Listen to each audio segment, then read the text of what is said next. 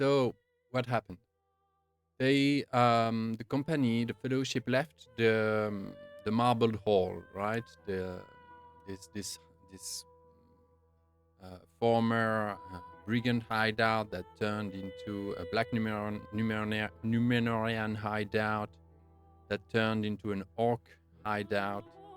The place was cleared of orcs and wargs.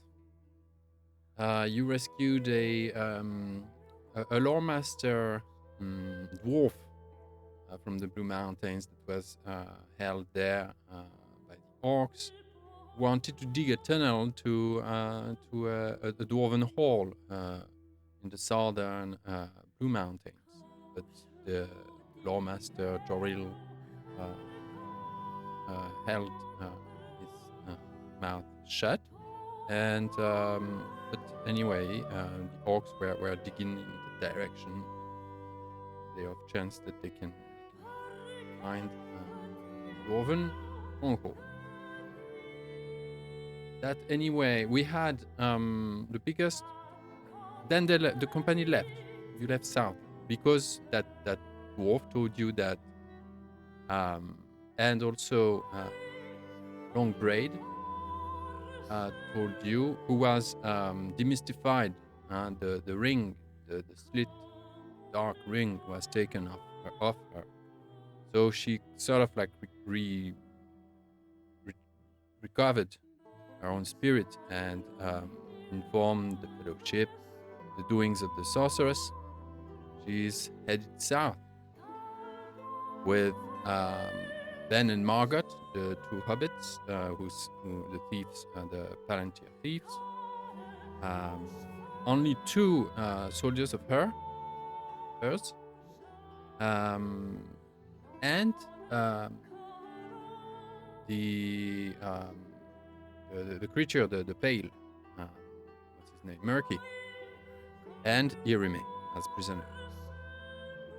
Now she knows that they are headed for the bay of the Brandywine River to make contact again with their captain. The sorceress, it seems, has a superior who is involved. He's not the boss. And Zoril, captain of the black ship, the Cathphasga. And they're headed. They're gonna sail off to Tol Morwen, get the sword. That's their goal.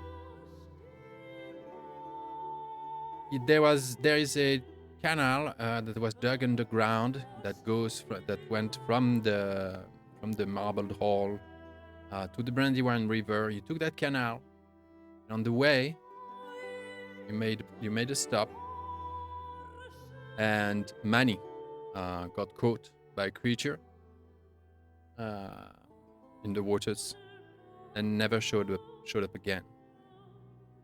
In the meantime, and before that even, we know that Bungo is having trouble now finding his own space. He's quite bluntly invaded now by the voice of Goldrum, the dragon. Bungo is keeping the egg. He's the holder. He's the keeper there, and the bag is fuming with icy mist, more and more. And Bungo is more and more in his head. You exited the canal, and on the river, going down south to the mouth of the Brandywine. On the river, the fellowship was ambushed by primitive people, human, quite primitive, cavemen of sort, and they forced the fellowship on land. There you found a truck, strewn with a total of 8 hobbit child fingers, severed fingers, which were analyzed and reckoned that it was established that those are Mani's fingers. So Mani somewhat either still not sure what happened to him, but his body was possibly flushed by the canal into the river and maybe retrieved by the cavemen. And they've decided to cut off 8 of his digits without a thumb, 8 of his digits, and trail them along the tracks that lead to their town. They have a village hanging on a tree of above 60 meters high, a gigantic tree, sort of a mother tree, passed with little huts here and there, flats and all sorts of way to navigate between levels across the height of that tree. You arrived, you saw a ritual. At the bottom was happening something weird. They were a group of those primitive people assembled within a stone circle near the bottom of that tree, and 2 bodies of black Numenorian were laying there. But as something went wrong during that ritual or somewhat, and 2 black shadows escaped from the bodies of the black Numenorians and disappeared. That upset the priests that were in charge of the ceremony, and somewhat that ritual was a flop. And it somewhat the fellowship guessed that something must have gone wrong between the Numenorians and those primitive people who are aggressive savages, and but there was some kind of handling of those 2 black Numenorian corpses or bodies, and anyway, that ended up wrong, and you somewhat the fellowship suspected that if they are allied, there's something not square between them. Bungo entered the goal of going there is to avenge Mani's fate and make the savages pay for what they did to the corpse of Mani, severing his fingers, possibly doing some weird rituals with it, with the rest of him. Who knows? So Azaghal and Thorald mostly were very determined in going there just to make a case, knowing very well that you're nearly at the coast, right? You nearly made it to the mouth of the Brandywine. You may, because of that detour, have lost pace with the sorceress. She may already be on her way or not. Bungo jumped into the cave. There's a cave opening at the bottom of the tree. The tree is 30 meters diameter, right? It's the trunk at the bottom is gigantic. It's made of smaller trees that mingle into each other, and some weird humanoid tree men merged into that thing. And there is a big cut at the heart of it, in the middle of the trunk, mid-height, before reaching the canopy. There's a big cut in it, like a big wound that is bleeding black stuff. It was decided that Thorald, Tornal, and Azaghal would make a diversion, and Bungo make the best of it to sneak into the cave and try and look for a way up to eventually locate fully Mani's body. There was a hint. There was a Shire song from somewhere near the dark hanging cages in the tree, maybe with prisoners there.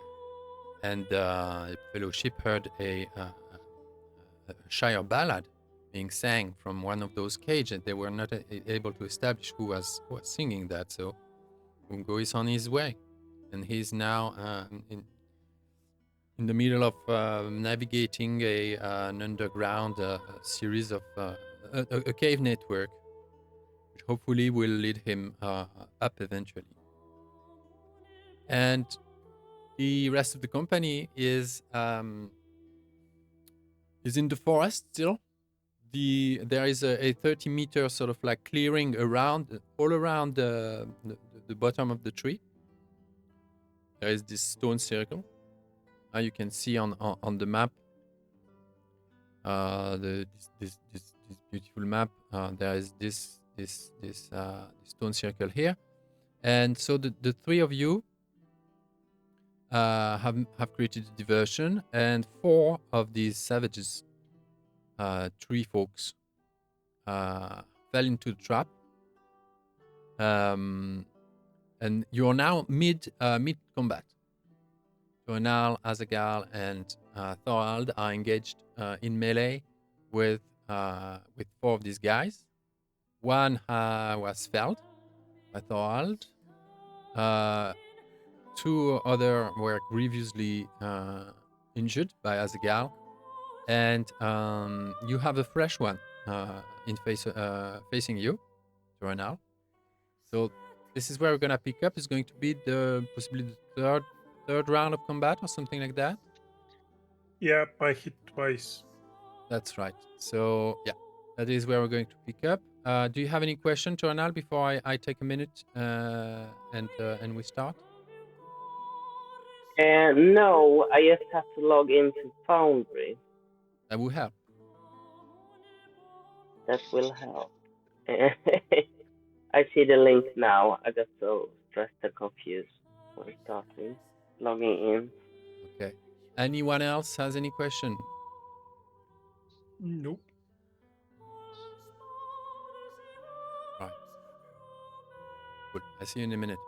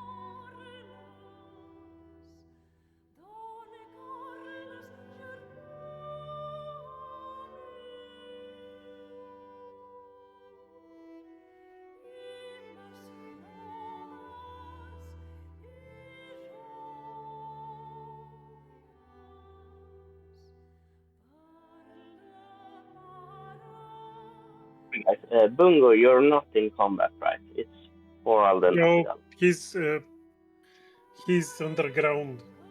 Yeah, trying to find your way out the cave. Yeah, I went down into a little cave beneath the tree. Yeah. Beneath the tree. But I think at the end I was coming back to the top, hopefully. Yeah. I was just coming out and I was looking up. So yeah, the plan was that the fight would distract them so I could go in and rescue and find out what was going on and stuff. So it's all going to plan, but yeah. Yeah.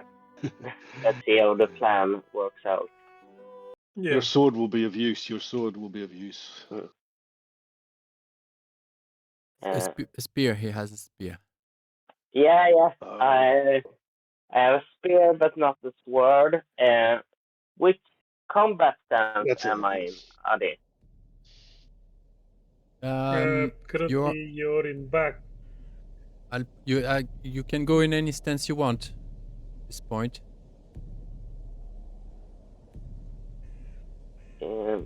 Offensive, forward, open, or defensive. Open is kind of middle ground. Yeah. It's a good one. It's a good one to start, maybe. Let's start with open then. Azagal is in forward. You could go forward with No, him. I'm open, but Oh, you're open as well. So open is Yeah. good.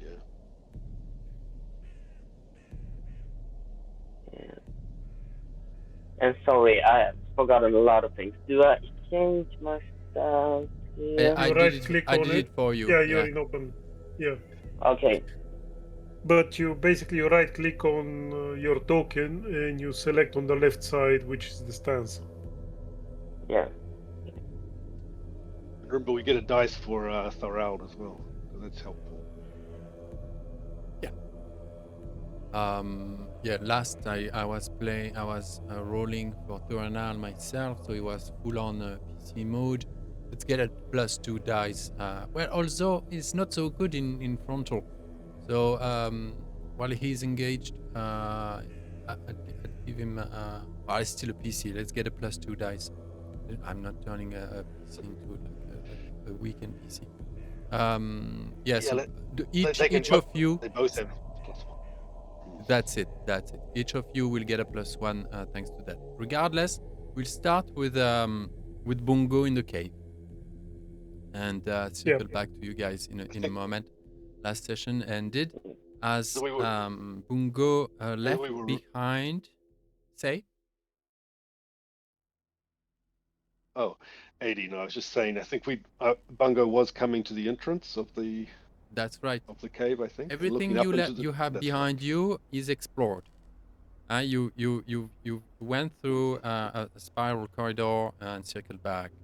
You explored the second room. The first fork was basically a crossroad, right? Turn left, went back. That was just an endless spiral going down. It was just not feeling good.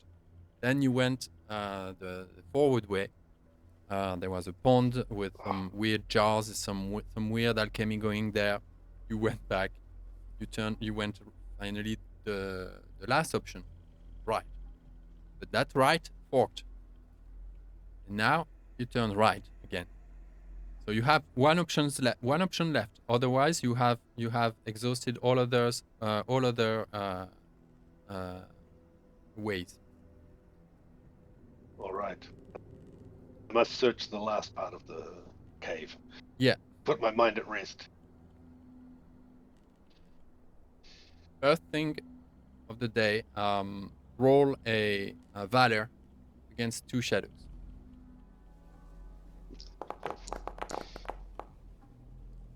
Oh. Mm-hmm. Oh, that's 2 shadow for you.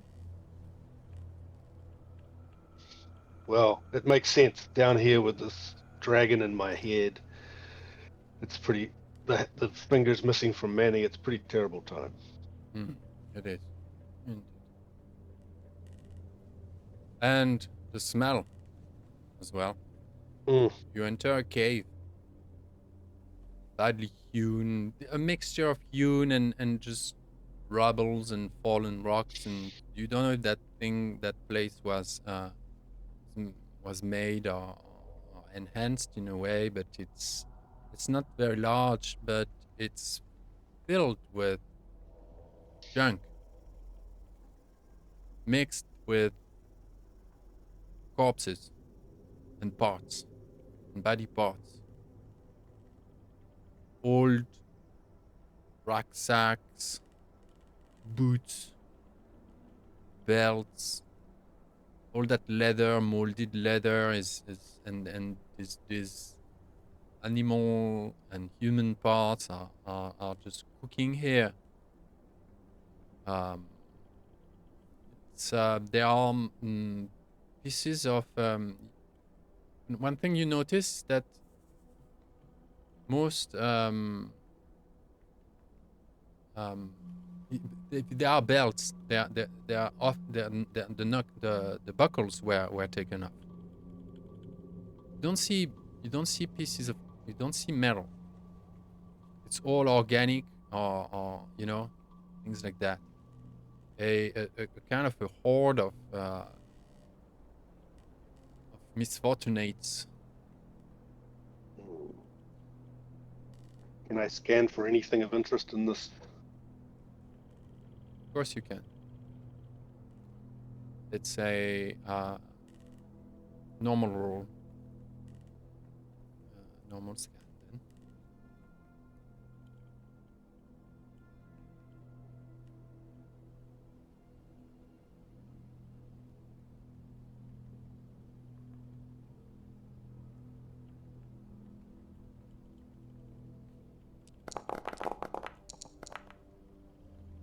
Oh, pretty bad rolling.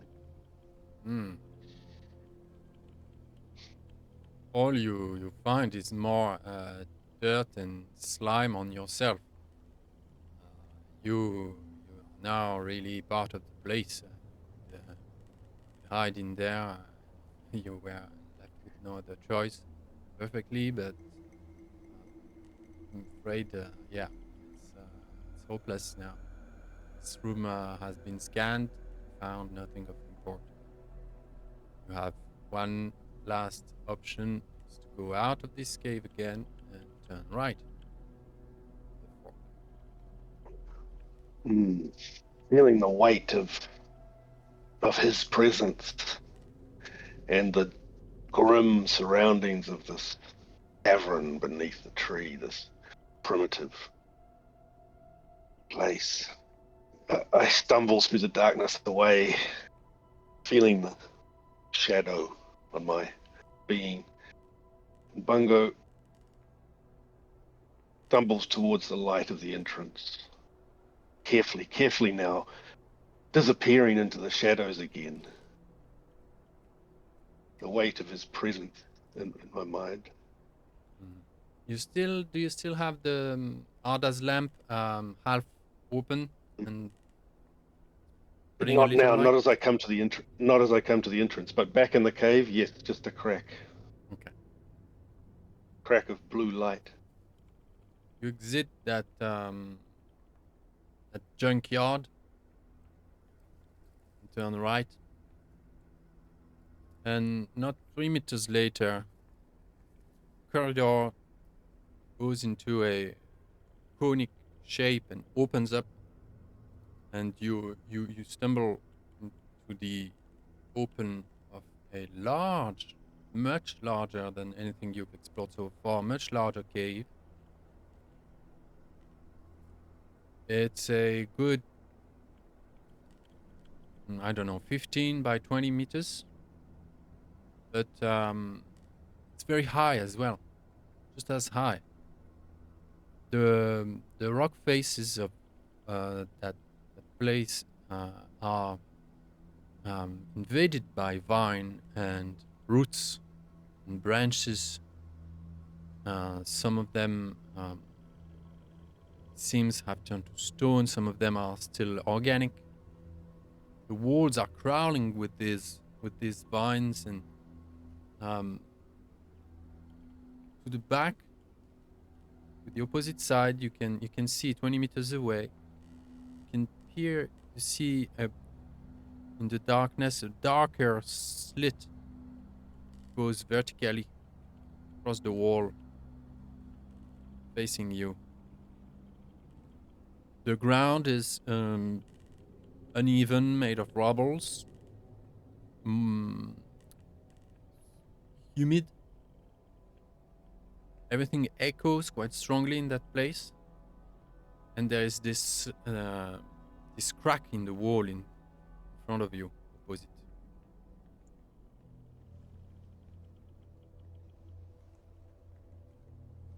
And you hear the voice. Yeah. Goldrung. Yes. That way. Right ahead. We will like it here. We will rest. You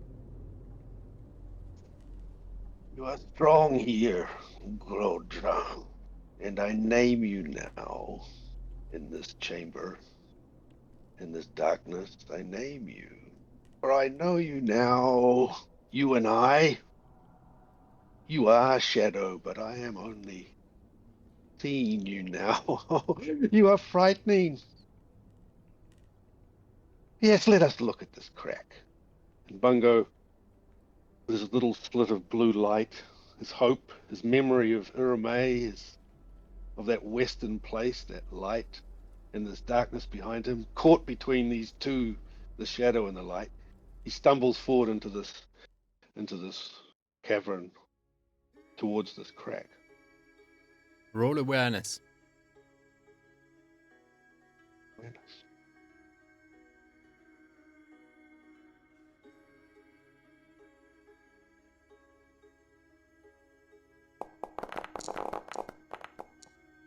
Ah, seriously, another eye? You are midway, approaching that crack. You look around. Pinch your lantern to help yourself evaluate, place and while you progress forward. You see that those roots, some of them climb through, some of them they come down from holes in the ceiling of that cave.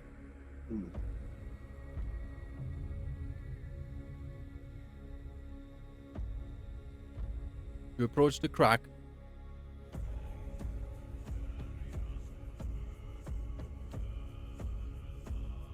There's no sound coming out of it.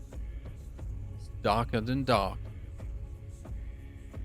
And you see from the displacement of the rubbles, the way that leads through that crack, it's like a slanted slit, like goes really like sharply into the rock, past the roots and all of that.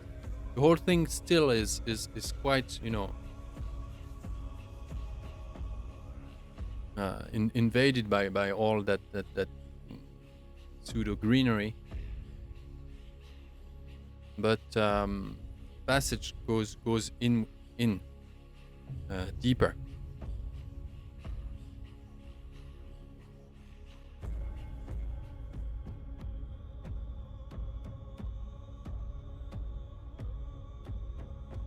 This is the way.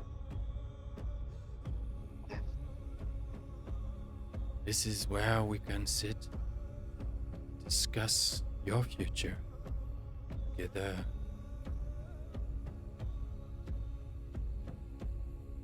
Enter now.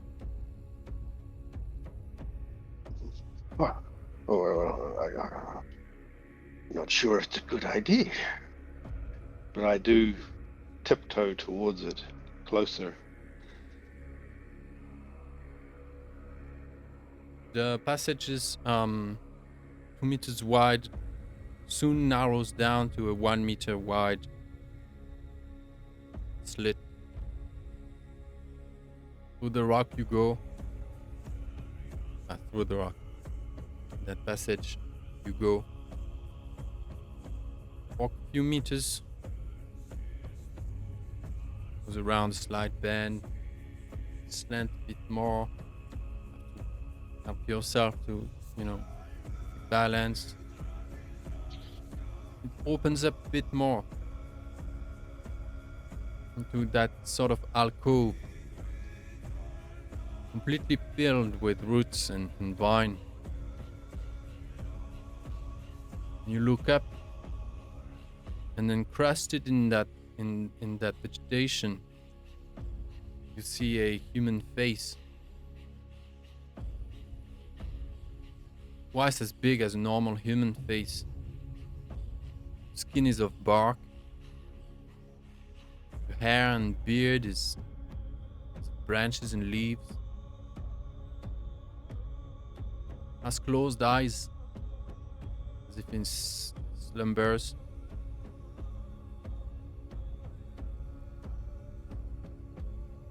Oh, wise one! Oh, wise one! Who is this? Who is this wise one? What is this?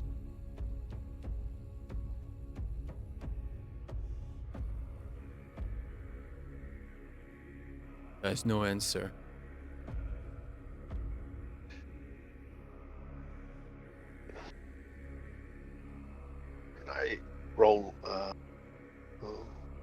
trees. You know.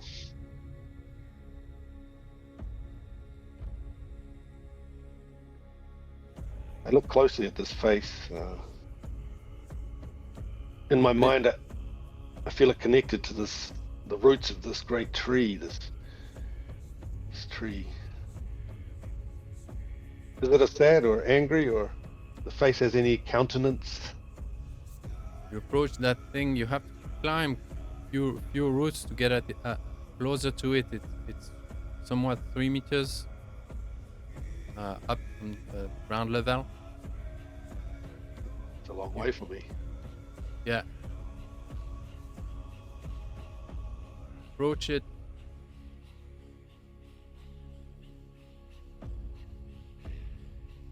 But just, you get you have purchase on a rock here, on a root here.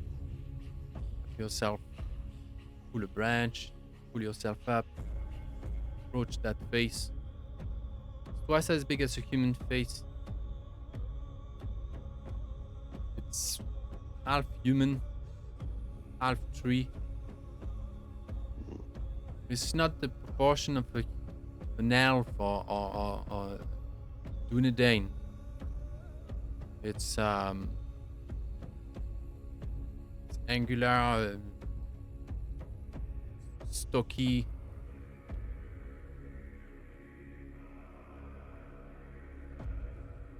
And it opens, slides its eyelids open.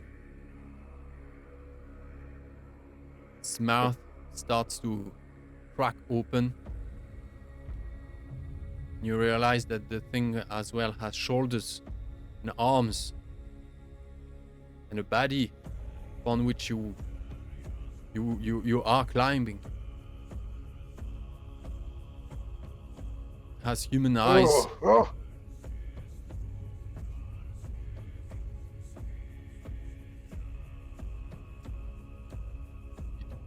It growls all of a sudden. Its eyes are filled with blood. There is some black slime running out its nose and mouth, and it growls, and its arms just detach from that mass of the wall and the vegetation and starts to grab you. Oh no. We'll need a... I want to try and leap back and away. Yeah. Can I try athletics? Yeah, I guess so. Yeah.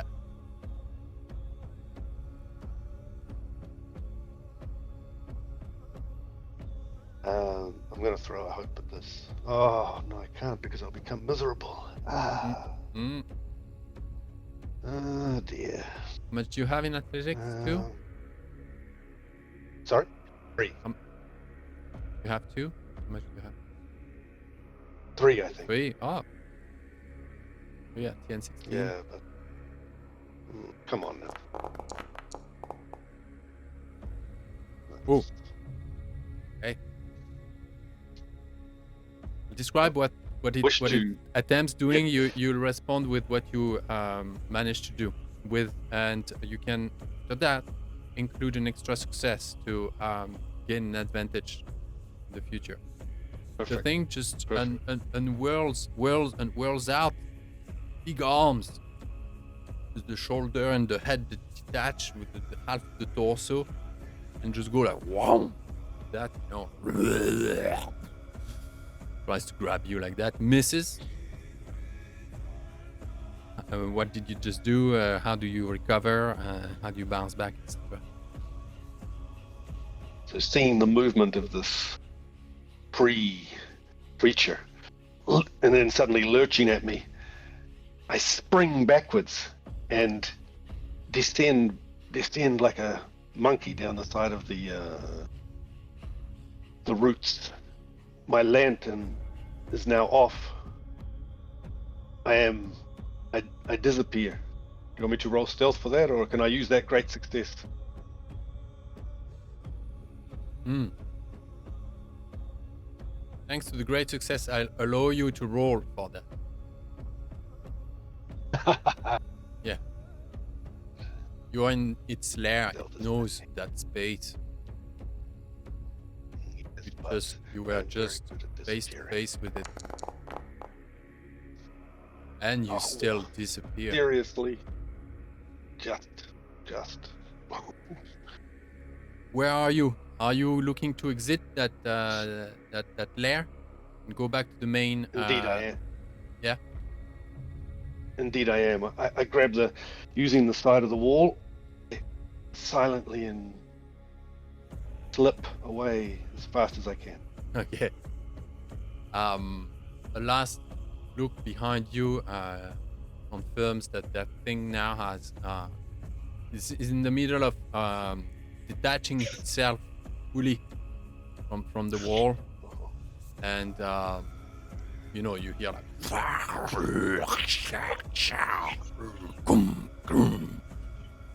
and it yells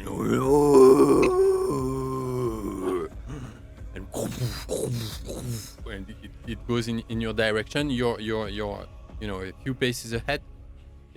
It just bangs on the wall. It grabs vines here and there, roots. It just sow chaos on its way, looking for you, going forward, wasting a moment to look in the lair, for you. You're already out, and you're back out in that sort of like big cathedral place, all those roots going up towards the ceiling, and you see again those holes.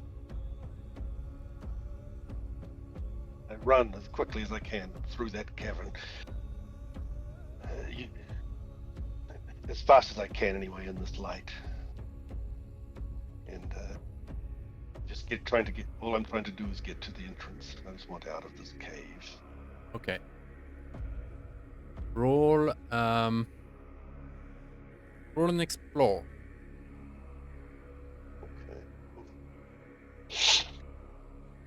Okay. Well, 10, 13, yeah. Same. Oh, I knocked it over. Did you see that? Yeah. All right. You run for your life. You're midway through the larger cave, heading to just tracing your way back to the exit outside at the bottom of the trunk, right? And you're still halfway through that main cave.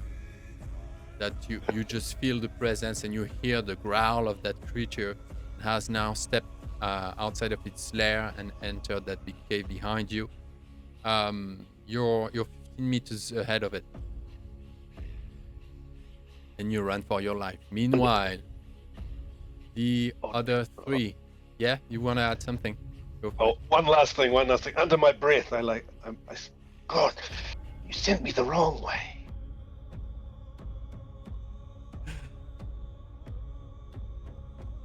So now, those people, they're dressed in fur and skin. They're armed with flint weapons, primitive skull crushers, spears, and flint knives and whatnot. Their features are sort of like stocky, and their hair unkempt. They're very hairy. Not monkeys, but they just live in the wild. They need nothing else, and they want nothing else from life. They are clearly tainted. They are in the sense that just the energy from that spirit that's in there is just aggressivity, and they're possibly cannibals. And they disrespect dead bodies. So that is what you three with Azaghal and Thorald are fighting now.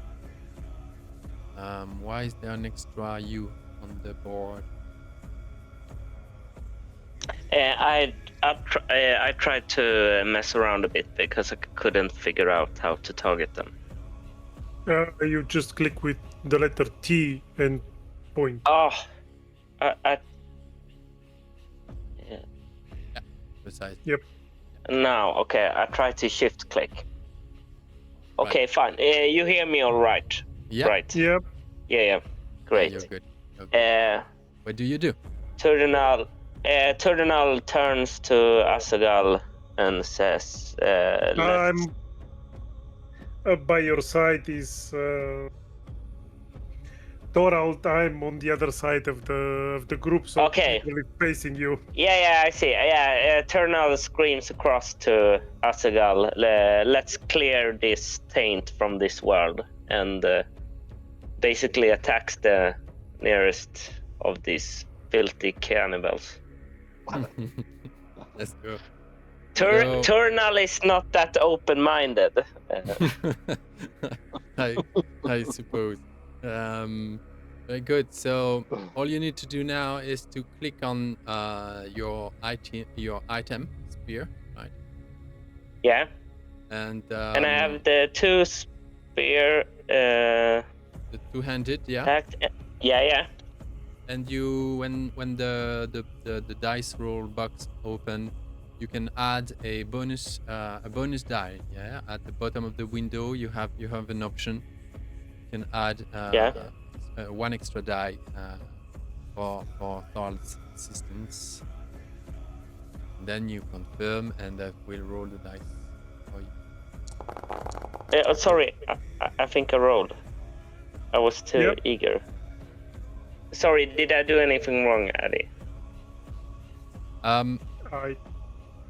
You clicked on your combat proficiency instead of clicking on your. Did you click on the item proper? I clicked on the item and then I clicked on the right, added one dice, I think, and then I clicked roll. I don't think. Yeah. Are you sure you click on the item? I don't see a message for damage and stuff. I don't see damage. Yeah.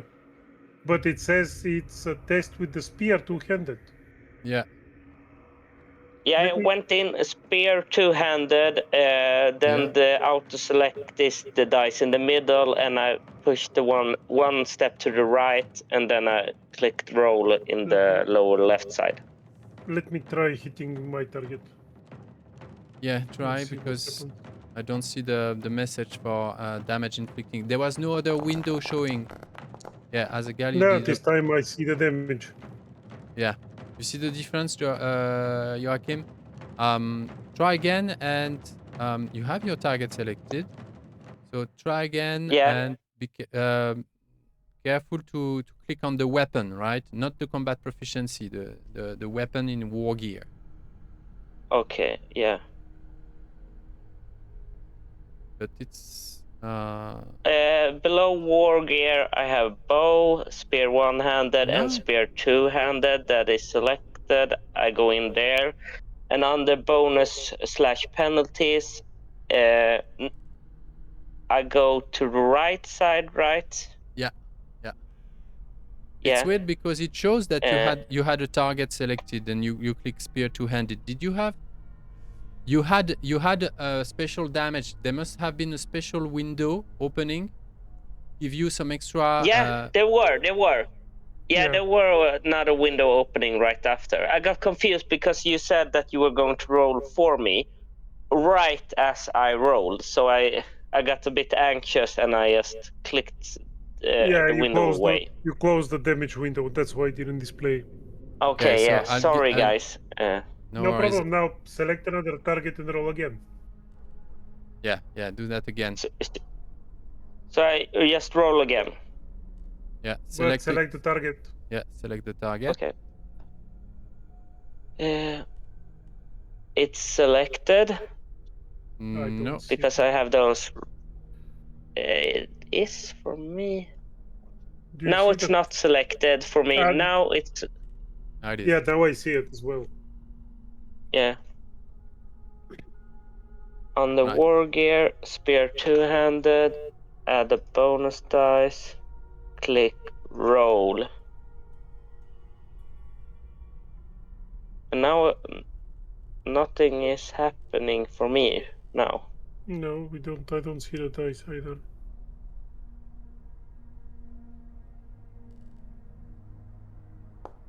Ah, okay. Now I see.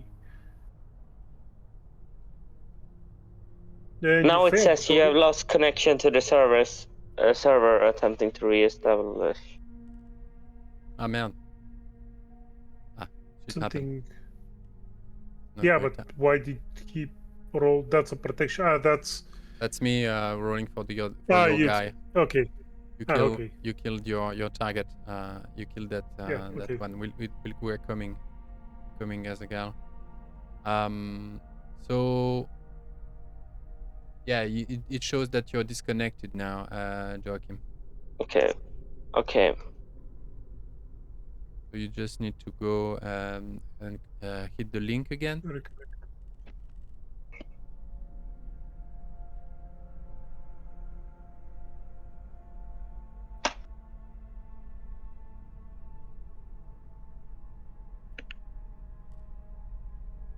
So as a gal, meanwhile, your man was already quite injured. Yeah. You finish him off somewhat. Yeah, and basically decided not to let him suffer too much. Of course. So kind. another slice with the axe.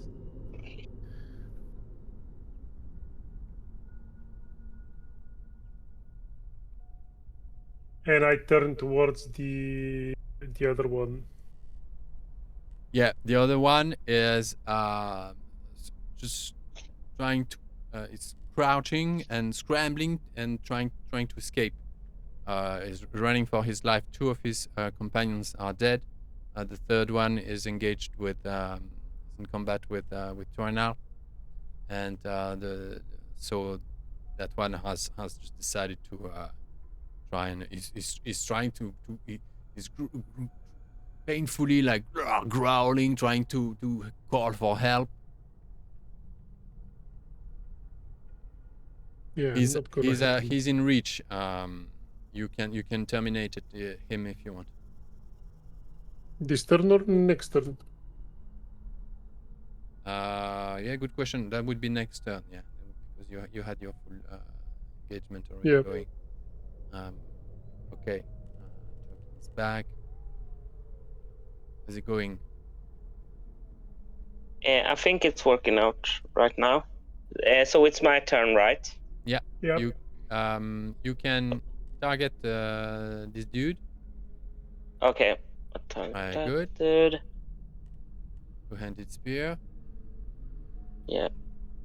And then the window opens to give you special attacks in case you roll a 6 on one of your skill die. That's a special success for and in combat that gives you like extra damage or reach. We did that before. It's just that I got stressed and anxious before, so I clicked it away. Do I still have bonus dice? Yeah. Yep. Yeah.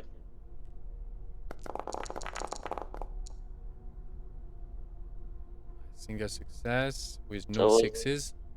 So it's raw damage. 4 damage. I apply that. You guys wounded. He could continue fighting. He just received a minor wound. As you slash at him, but you see him looking around. Two of his friends are dead. And the third one is crawling away, trying to escape, to sound the alarm. So you see that your opponent, Ternal, is backing up, is really in a defensive posture and backing up. But you're on him. He cannot turn his back at you. That would be fatal. Also, he will be facing me.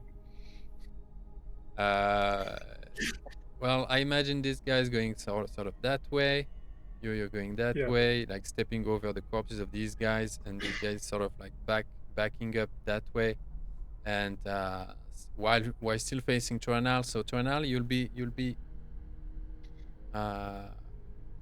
the receiving end of that savage who is trying to keep you at bay with his short spear. Attacking now. Do I have anything snake-like speed?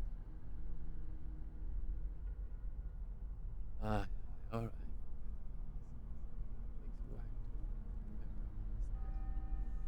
Okay, he's going to use a hate.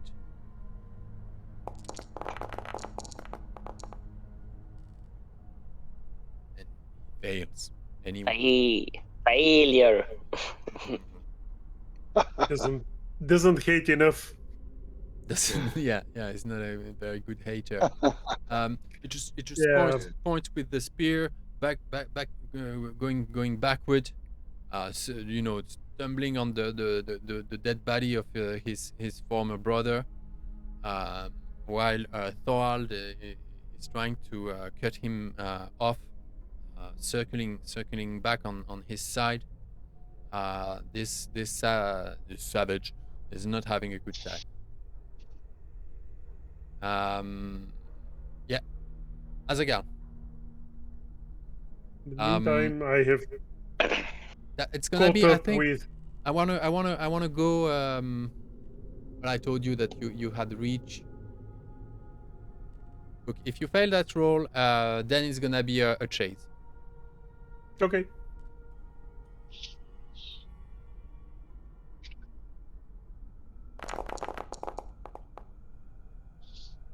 Just in case you fail that roll, I was Great saying success. It was going to be a chase, in case you fail any roll. The chase ended before it started with my axe in his back.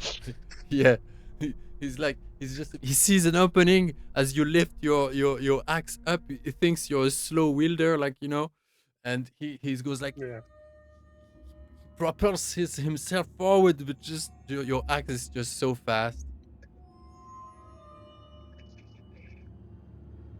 Goes off in a weird, and just in a weird manner. Falls over. Toranal, go for it. +1 die. Yeah. Can I switch to open stance now? Yeah. You are in open. No. What's the other one? Forward. The forward stance. Yeah. Okay, you're running after him, so. Yeah. And Toranal is not necessarily being wise or combat contemplating filled with wisdom. More like it's filled with bloodlust and trying to clear his filth, even if it's not the right choice. You made a friend, yeah. Very good. Yeah. Okay. Yeah. That's probably the only kind of language these savages understand anyway. Yeah. So it's one bonus dice still. Yeah. Because we're. Yeah. Roll. And now I had a special success, and I choose heavy blow. So. And submit. Yeah. Very good. You kill him. Kill him on the spot. In what way? Spear him through the back. Or no, he's standing right at me. Yeah, he's through just the walking liver. backward, looking for an opening. You don't give anything. Yeah. Toranal lunges forward, hitting him through the side with the spear coming right through him, basically skewering him. Okay. Okay, it's you hold him for a moment on your spear. He just goes like he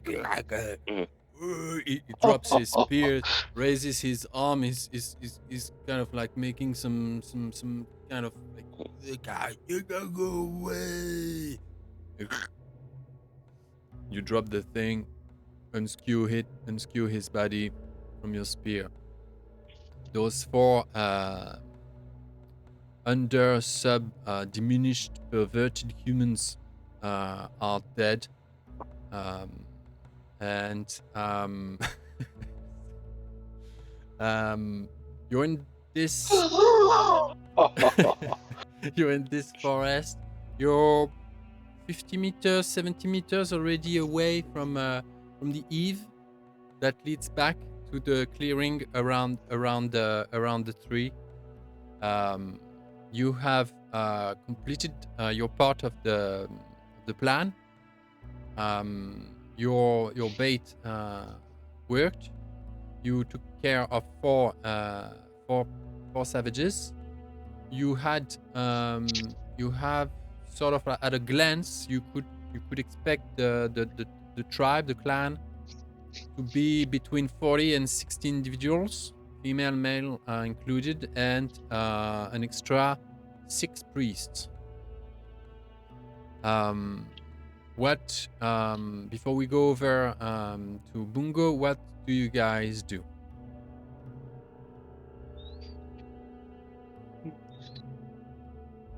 We should go back and actually try to get Bungo away. I agree. I want to kill them all, but we don't have the number. They are about 70 people, so... Yeah. We need at least more 2 of us. His families as well, right? Yeah, all the filth. So I'm saying out of game. Shadow roll, Yeah. man. Shadow roll. Yeah. I look at the 2 humans and say, okay, I don't think I'll be sneaking. So better for you to go and check where's Bungo. But try not to get noticed. So you're staying behind here?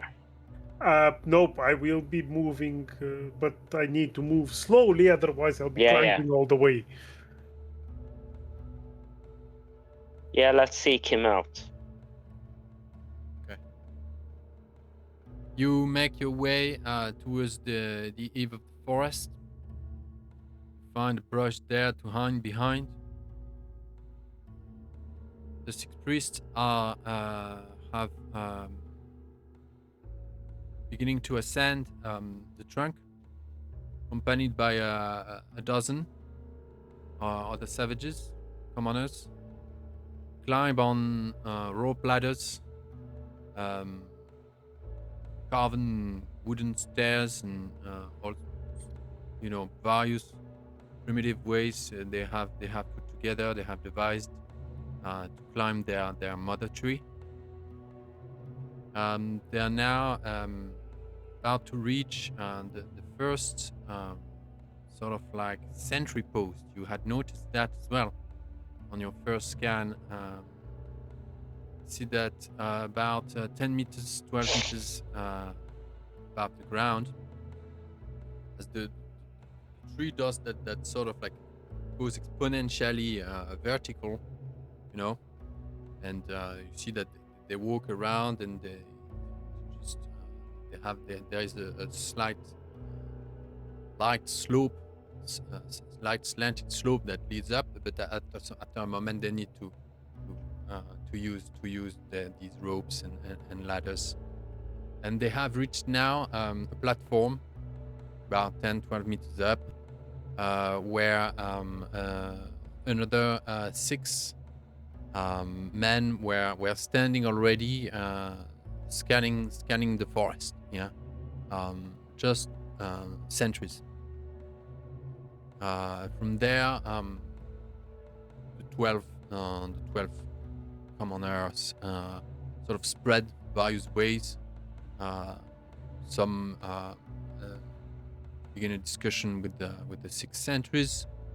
So I think we'll have 8 on the platform staying. The priests keep climbing further up. And other commoners, another 10, accompany them and will eventually spread on various platforms on the way that are dispersed in various places around the area. most of the houses and stuff are hanging or put on platforms. Not houses, but huts. Yeah.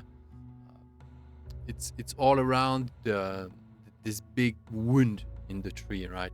But there is this knife. It's nearly a waterfall of black slime that runs off that thing. It just drips on the tree trunk. And at that level, a bit higher up than that, there are still these cages, and you can still hear. Night turned into a Shire lullaby. No sign of Bungo coming to cave entrance. Is well, it's been rid of its sentries because they came from there as well. The guys you've taken care of came from there. So no guards standing at the cave entrance, of which you are like 30 meters away. So you're midway. Thing is, you're back here somewhat, and you're somewhat midway between the stone circle, the cave, and anyway, the everywhere around the trunk, you see access from everywhere around, right? There are ladders and stuff and steps. Built in the complexity of that it's an amalgam of trees making a bigger tree, right? So that's where you are at this point, and no sign of Bungo. Bungo, you're running. Where do you go? You come to a fork. Do you go left or do you go right? Well, I went right at the last time, so I should go left. You're To back go back in to that the entrance, right? in that sewer junkyard of a place. Okay. You run into a pile of rotting meat and leather and traveler's equipment. You just realized that you took the wrong turn. Do you want me dead, dragon? Is that your plan? I stumble as far as I stumble out into the. I'm just trying to get to the entrance. If the creature, Adi, if the creature has disappeared. Like No, you hear far enough behind me. You hear it growling. It's 20 me. meters back. It's about to exit. It will soon exit that bigger cave. As you try and step yourself from the bundle of findings and rotting meat there, to circle back and out to the left, because you were to turn right here. You see something shiny. There is a bag, and there's gems and gold in it, and a dagger, somewhat shiny dagger. It's the only piece of metal that you see in the whole in the place. I mentioned earlier that you had noticed that they had gotten rid specifically they had gotten rid of any piece of metal or iron there. Mm-hmm. That bag, somewhat. So an open bag with jewels and a dagger. Mm-hmm. Is it? Can I get it into my backpack easily or not? Yeah, yes, there is just that skeleton in the way, and it's just sort of like entangled in bones and and parts. And it's gonna take a roll. Athletics? Yeah, I guess so. What could we have? You know what? Let's make it a riddle for you, because it's entangled in the thoracic cage of a skeleton. And you're trying to undo that riddle. Yeah, I think the buckle or whatever, the strap of it is is knotted, not with that classic cage in a way. That you could see that as a riddle. Yeah. Let's go. Perfect. Oh, the eye again. Seriously, 2 of them. What? Unbelievable. You had rolled an eye? That's unbelievable. What? Double eye? What? Double eye. Ooh. What? Is that a double eye? A double Because I had advantage, so I had the best of either. Let's count as just one. Yeah, I was just so close. Yeah, it's only one. It is only one. It is only one. Yeah. But it's terrible. I don't get the bag. You grab the bag at some point. You cannot make it. Sorry.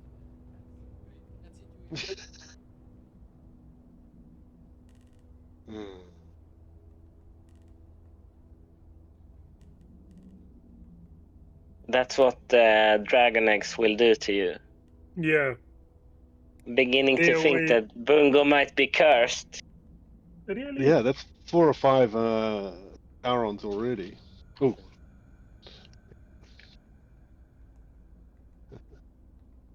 Yeah.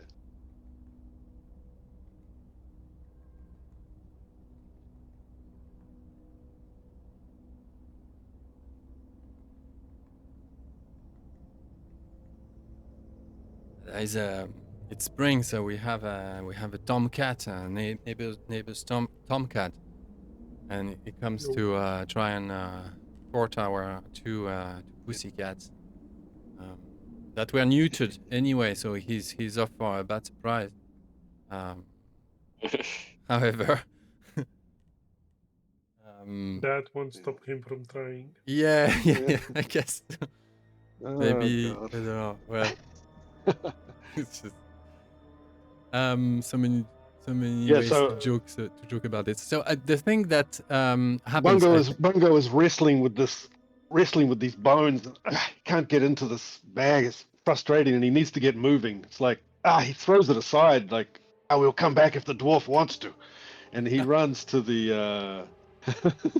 Because I was only taking for Azaghal really anyway, and I'm running to the entrance as fast as I bloody well can. Yeah. With this and monster. you cursing you- that dragon. you trip. Yeah. You trip, and the strap of that bag is hooked on your ankle, and you fall face first onto the ground, losing even more time to now get rid of that bag that is stuck on that skeleton, and you're doing that while trying to crawl backward toward the exit.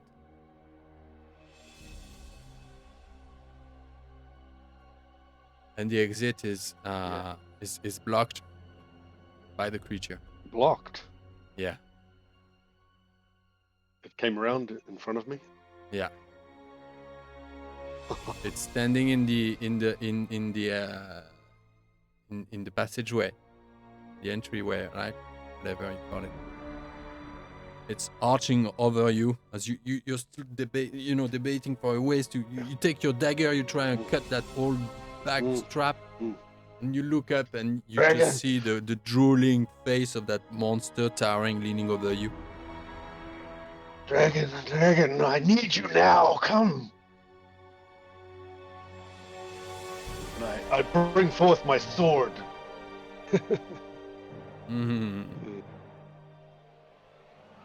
Dragon's never been so quiet. In that case, I stumble away from that damn thing. And you're back, scrambling up, facing the thing, scrambling back and up onto that pile of findings and travelers' body parts. The thing drools and approaches. It's a half human, half tree. Some of these features of his face and the way he's arched and crouching reminds you of that tribe of savages, right? All right, here's my plan, 80. Boom!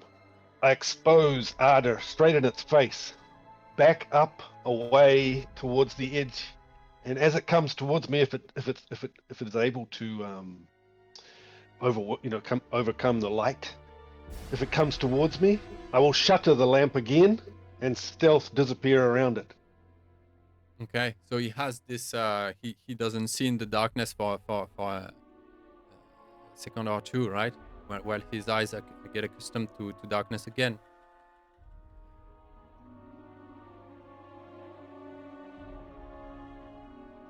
You spend a hope, and that works.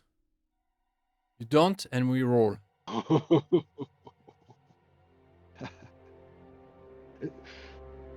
for opening the shutter in his face, For the stealth. for putting your soul into the lamp and intensifying the light, as it's responsive to the light. Remembers that you have to spend a hope to activate its power, because this thing is technically not a denizen of the dark, as per rule written. Then I will be miserable, right? And lose it.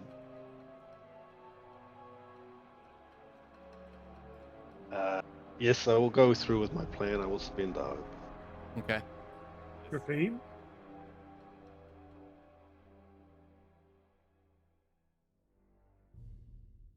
You flash the lamp with all the wish in your heart to just neutralize it. The lamp explodes in a flash of light.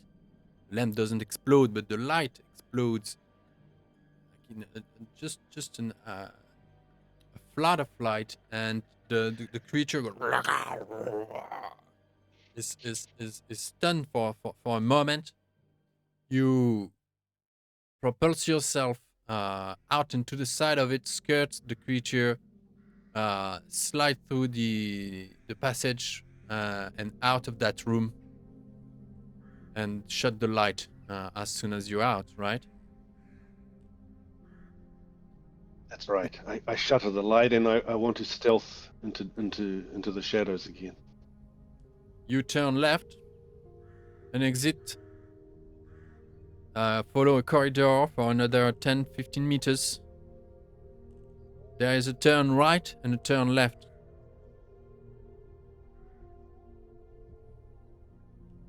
Can I remember which way I came? Not at all. Roll I think explore. I should turn. Roll explore.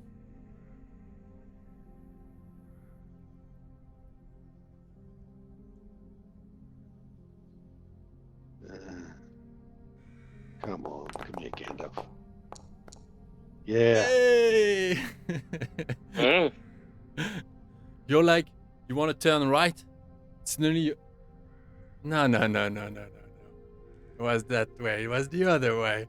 And you go left, and you see the light of that day that is ending. Like really, you just see a purple hue. You just see a patch of purple coming from the exit, the egress of that cave network. You burst out of there. Well, I would like to. Yeah. Well, I'd like to be in.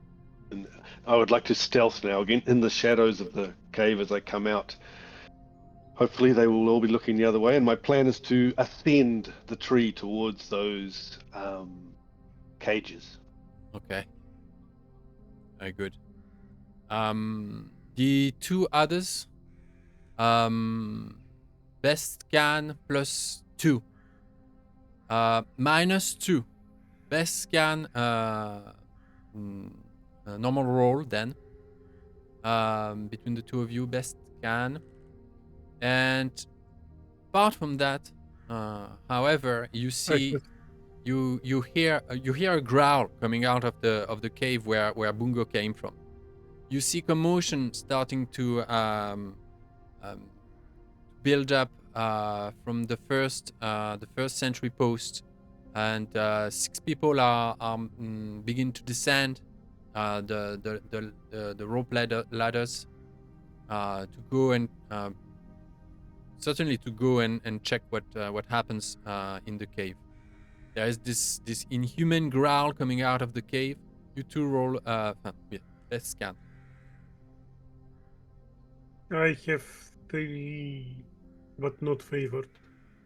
I have 2, but favored, I think. Yeah, 2 favored. Go for it.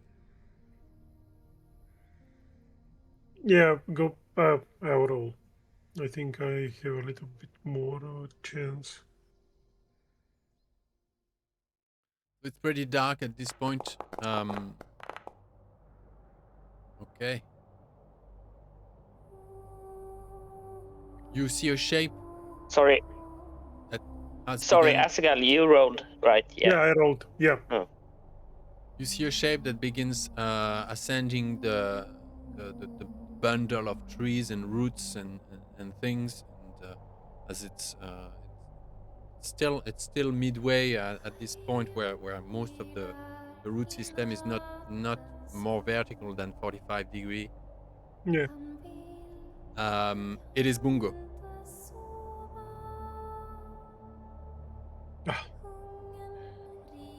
I try to actually, do all of us see that, or is it just me?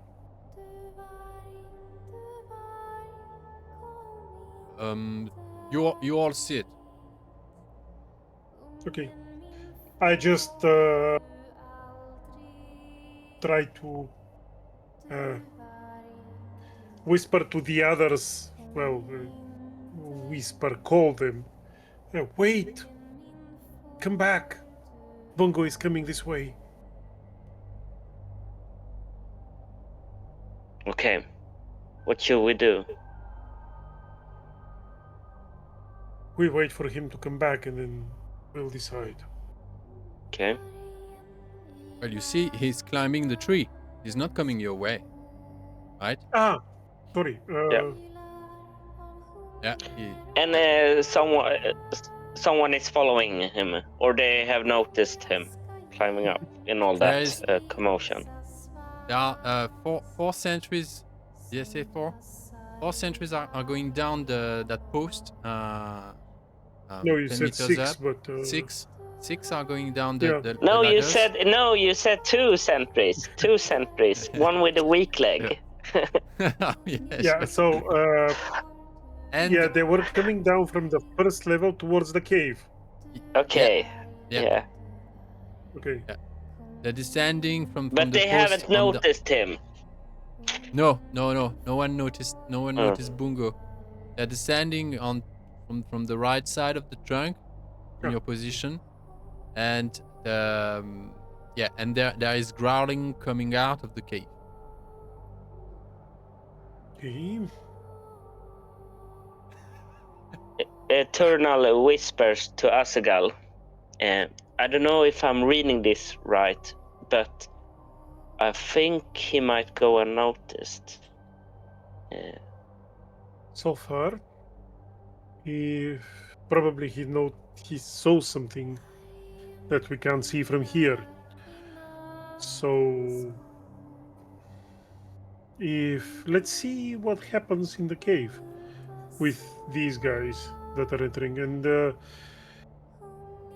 in the meantime, be prepared to create another distraction if Bungo gets noticed. Yeah, I agree. Definitely, we are more dangerous than Hobbit. Yeah, let the Hobbit rest in the shadow. Rest. Yeah, well. Bungo, you are the shadow that he is becoming more and more attuned to. Yeah. Yeah, it makes sense. It's a phthalo blue, electric violet sunset behind and below the fronts and the forest, the west. You can still hear the rumbling echo of the Brandywine River nearby. And now you swear you can hear the surf of the sea from somewhere behind. Possibly, I don't know, maybe not more than a few hundred meters. Otherwise, to the east, already the first stars are showing. And the big silhouette of that mother tree is becoming, loses its features. It's just patches of darkness against darkness. Ungo, you climb that wet vegetative body. You are not sure if you're walking on and climbing on something that is breathing or responsive, aware. But the way somewhat branches slip, you know, your perches, you lose perches. You see openings, and suddenly you look down to confirm you have the right perches. You look up again, there is no opening anymore. Roll a d10. Inspiration. I look proudly at my feet in this dappy lime. Oh, terrible.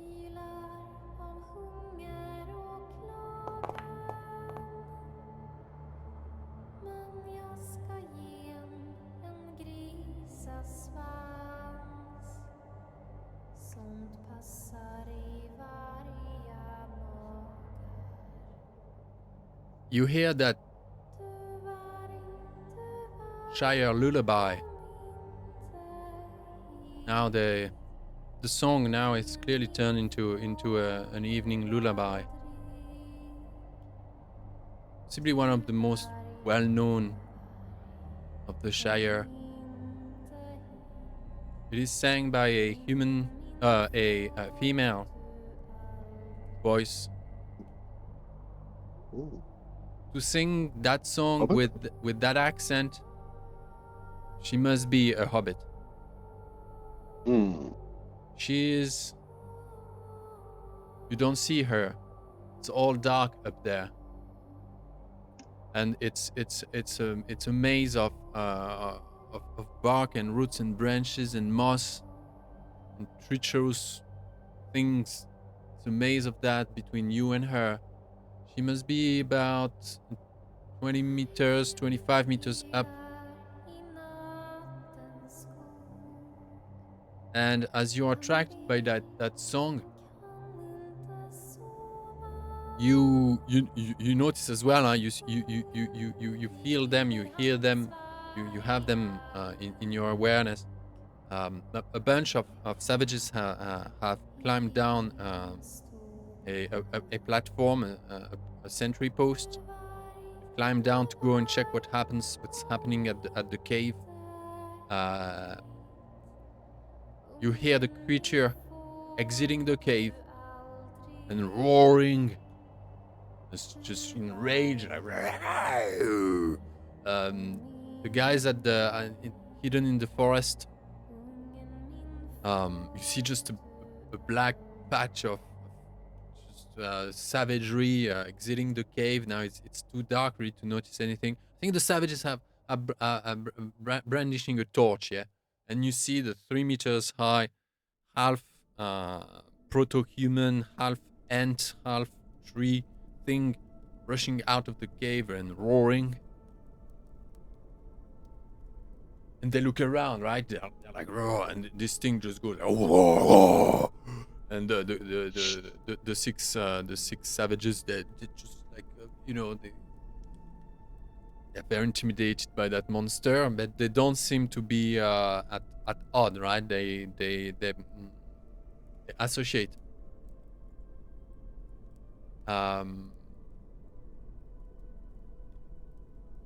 Ungo is hidden.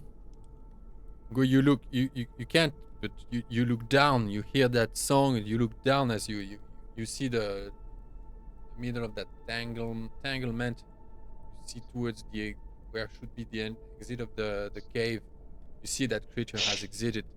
You see a few sentries with a torch are looking around and scanning towards the trunk, but they're headed with the creature towards the forest. They think that you've run away. That confirms that no one will be looking for you, Bungo. You're emboldened, and you go forth. You grab a branch, and it grabs you back. And then another one grabs you by the neck. And then more branches and vines are honing in on you. Roll an athletics. I try an athletics to. Perfect.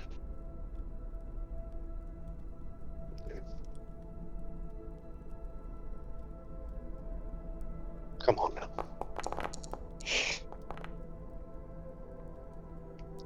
Seriously. You fail. Not only these things just have a grip, right? They're also like tentacular, and they begin to basically to search you, and anything metal you have will be you will be stripped of it, and that thing will be consumed by the tree. What do you have metal on you? Sword. My little sword. Okay. What is Arda's lamp made of? Well, it's a elven of wooden design. Okay. Yeah. Yeah. Ancient wooden design. Yeah. Mm-hmm. So that is safe. Just the sword, I think, really. Okay. And some coins, a few coins. The pipe weed is safe. Mm-hmm. Okay. So those tentacles, those vine tentacles are searching you. They take your sword. Your sword is swallowed by the entanglement. And not only that, but that thing starts to sort of like vibrate, like and crackle, yeah. And you hear that crackle goes upward. And it goes by waves like that. Wave after wave. I will try to slip free, and as it distracted by the tasty sword and stuff, I will slip free and scramble towards those cages. Okay. It's gonna be another athletics. If you fail, it's a moderate endurance. Moderate endurance loss. Which means straight up or... Oh, seriously. Fail. Okay. How much endurance did you say? I can't remember if moderate means normal D12 or favored D12. Just checking now.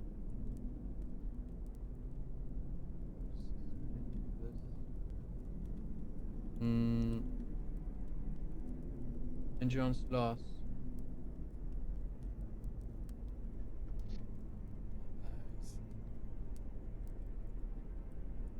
Moderate, severe, grievous. Okay, moderate. Roll a favored D12. I roll it. D12. Yeah. So I'll roll 2 12s. Yeah. Favored. Oh, perfect. Yeah, favored. I tried to roll. Oh. Hold on.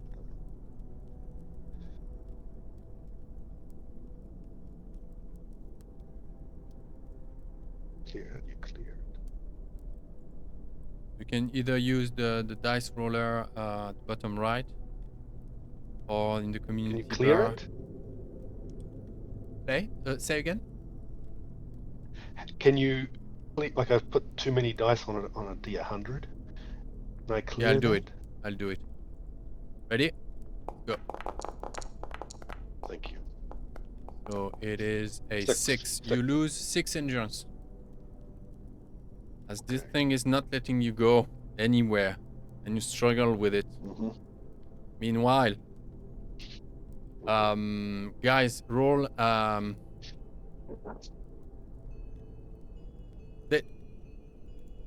They're approaching. They're approaching your direction. They're going south. 6 sentries and the creature. To the forest. Yeah, towards you. Yeah, towards us. Yeah, right So we straight roll towards you. scan. No. You're hidden. Let's get out of the way. What do you do? Before, yeah. What do you do? Let's get out of the way. That's my suggestion. Yeah, Asagal, we have to sneak away. Yeah. Wait, south is the direction of the Brandywine and the sea. Yeah, the sea is south. Yeah. The So Brandywine they are all is going west. that way. They're going north. The Brandywine They're- is in the west. They're Ah, going they're north going north. Okay, towards you. Mm-hmm. let's try to go to the east. This way. To the east. Yeah, Yeah. this Okay. way. Let's sneak and hurry off to the east and lay low somewhere nearby. Yeah, Yes, basically Nico. the east.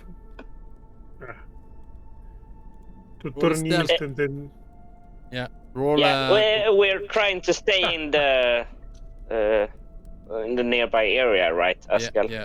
Or yeah.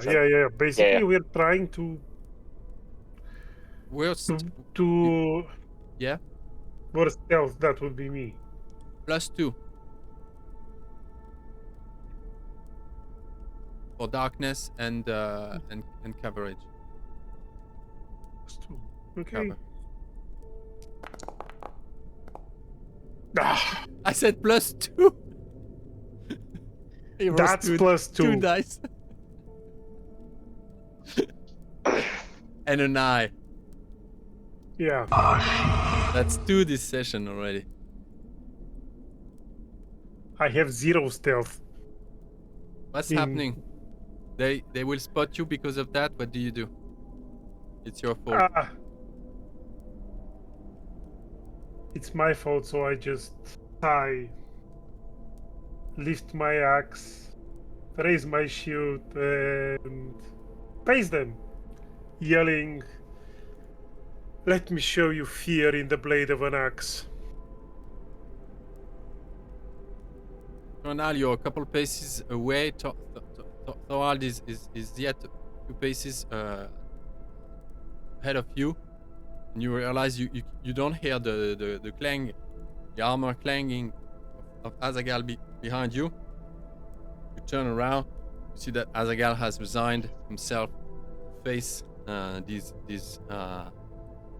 proto-humans and that creature. And he's stepping. Are you stepping into the clearing or just waiting at the edge of the forest for them? You notice Yeah, I'm that. waiting at the edge of the forest. Okay. They raise the torch. They go like, oh, and one of them like picks a horn.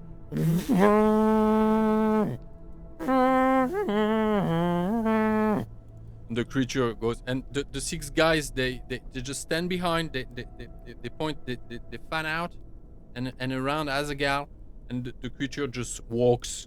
Now he sees that you're in defensive posture, standing arrogantly, facing it, and now it just walks slow motion towards you. The alert has been sounded. The whole tree is now ringing with activities, commotion, alarms. The vines that are coming from Bungo's position are still sending waves upward. This is where we'll take a break. Okay, great. Oh shit. Just I'm not good at stealth. Yeah. at least you admit it. Like, it's the way, like, it's like, why do I even try? Like, gears up. Yeah. Okay, come on. You are definitely courageous. We'll give Asagal that at least. Yeah. I'll be back. Classic moment. I'll be Classic back. moment for the dwarf and his axe and Yeah. the creature. Yeah, it's happening. Yeah. I was having a look at the different skills. Scan. When I read the skill description, it said something like carefully investigate something up close, but it should be the skill used to like interpret a battlefield or something like that as well. That would be possibly depending on the context, but when it comes to battlefields, generally I tend to go for battle because it battle. Yeah, But if you're trying to sneak into a fortress and are looking for like a weak spot or something like that. That's a good point. Yeah, that could be battle. Yeah, could be used to for this kind of thing. Yeah, when trying to to pass through fortifications or defensive systems. Yeah, makes sense. Yeah. Mm-hmm. Yeah. So everyone's back, and I think you have addressed something Eternal. in mind? You have something in mind when it comes to that skill. Actually, you were looking for. No, that was just more like a general question. I was thinking about that before. But you asked before we took a break what Eternal would do. Eternal is a bit perplexed regarding what Asagal are doing, and turns to Asagal and says, "You surely must not believe that we can take this on all by ourselves." Not we. You run and get Bungo. I'll follow you once I kill these guys. Asagal, you are a proud, brave warrior, but you can't take this on. We must run now.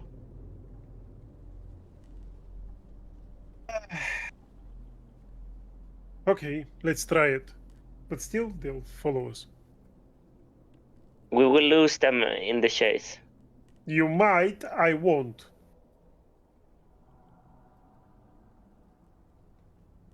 That's so we what I start meant. running? Yeah. So we start running? Okay. Yeah. Change of plan. Eternal. Yeah. And Eternal wants to look for an opening where at the right place in the woods, where Asagal can maybe like head off to the left behind the cliff or something, and Eternal makes a lot of noise and tries to lead them away. Okay, so you would split the group. You go with Thorald straight through the forest, and Nazagal turns left north into the what I'm basically trying to do is look for an easy opening to hide for Asagal with his stealth. Look for an easy opening or a great opening for him to just like scurry away and hide off, while they give chase of me, and I have a harder time trying to slip away. Okay, and then the two. Do you understand what I'm getting at? You split the group and hope that you will lose them before they make contact. Split. No. I'm guessing that we both run away together, like for a couple of 100 meters, and they give chase, and then at the right opportunity, where Asagal can just like hurry off in some thick brushes, I make a lot of noise and continue, and I have a harder time later on to try to lose them. Harder time or an easier time? Basically, A harder time compared to Asegal, because they see both of us running away. We make a lot of noise, and at the right opportunity, maybe where there are some thick brushes or a ridge or something that leads away, Asegal can maybe just step away, and they give chase to Ternal, and Ternal will have a harder time losing them. That is what I'm proposing. If Asegal is Well, let's roll for the first stretch and see how that goes, and we'll see from there. The two of you. Yeah, yes, Asegal, are you okay with this plan? Yep. Yeah. The two of you roll athletics -2. Okay. Athletics -2. Can I use a hope? Of course. Yeah. Should I use a hope? This is up to you. How's You it will go? learn by. How's it go? Should Yeah. have fought the thing. Yeah, I'm going to fight it anyway. I'm gonna fall over and fight it. I mean, I literally have 1 in 12. Yeah. I use failure. I use no hope, and I just roll. Right. Failure. You have lost sight of everything. All there is to the world is walls after walls of brambles and brushes and scratching branches that lash at your cheeks.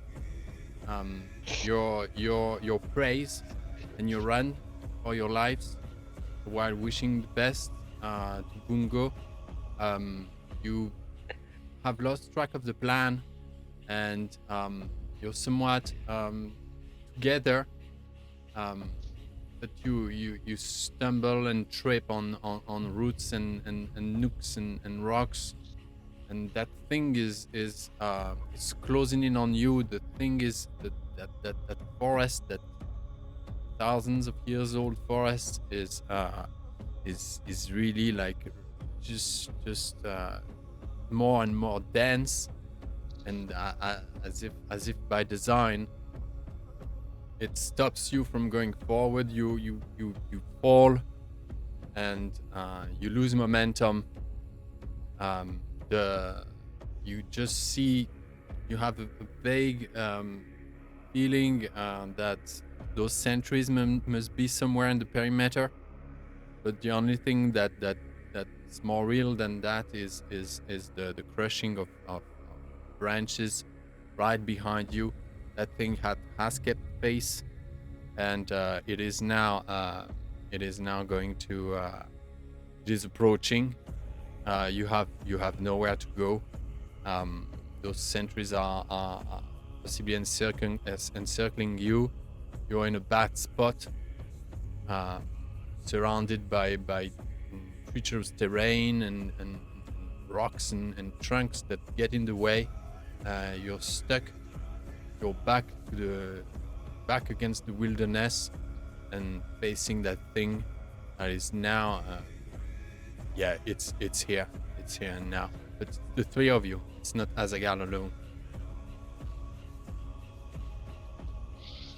Meanwhile, What about will. the 6 that escorted him?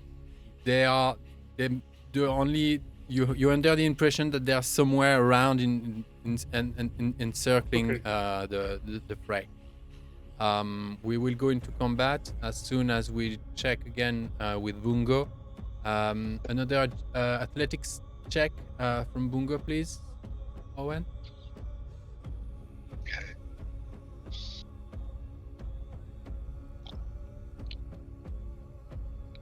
Poorly.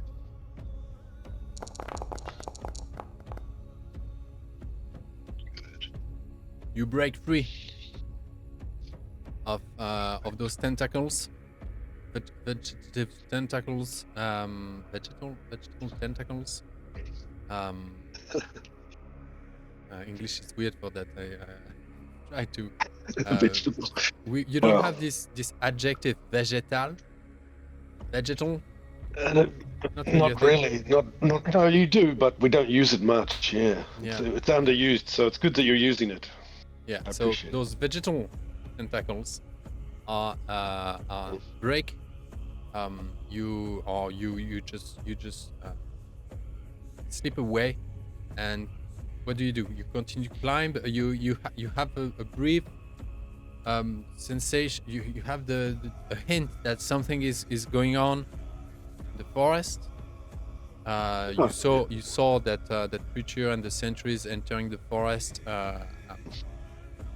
and you still hear the I think the lullaby has stopped at this point.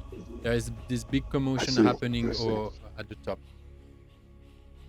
No, as stealthily as I can, disappearing as I can, having got away from these branches, I head towards this Hobbit lullaby cage, even if it is not playing now. Very good. All right, let's go into combat with the guys.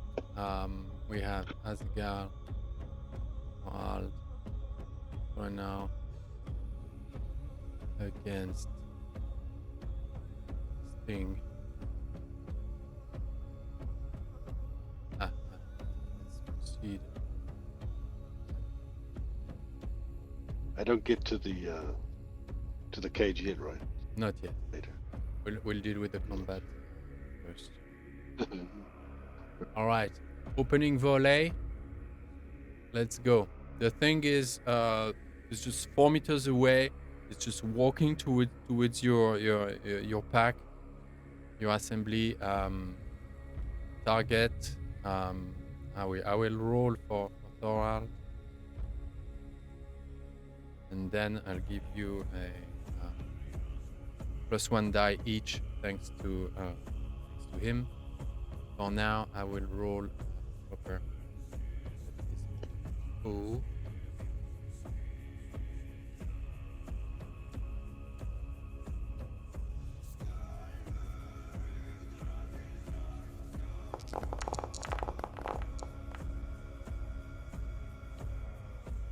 Great success. Do you go for a... No, I'm not go for a piercing. It's 10 damage. That's an arrow straight below the collarbone. The thing roars in rage and pain. It is damageable. It feels pain, and it knows what's an arrow that goes into its chest.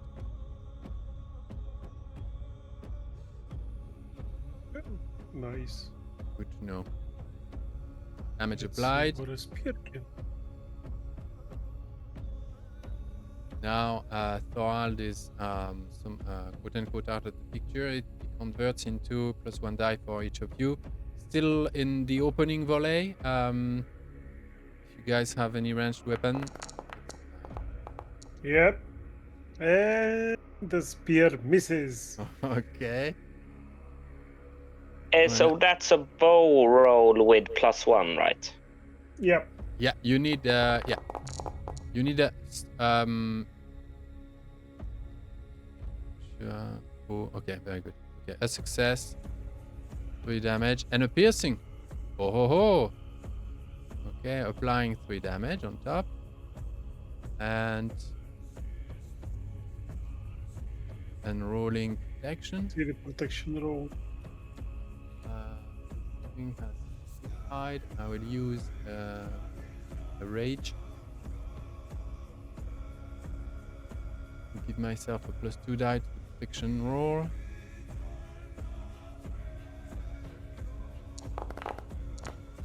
Protected. Possibly thanks to that thick hide. Your arrow connects, but it barely enters the body of the creature. It doesn't even register it. It's now lunging over towards Azaghal, which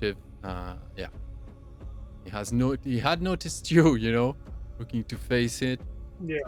Then considering, thanks to Turanal's arguments, but that wasn't enough to get you out.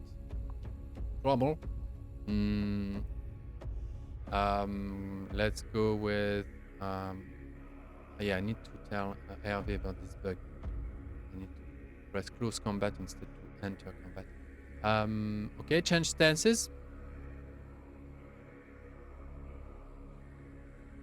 No, I'm going for open. Okay, Me too. very good. Okay, both have targeted. You can both roll and we go from there. Okay, Azaghal lifts his axe. And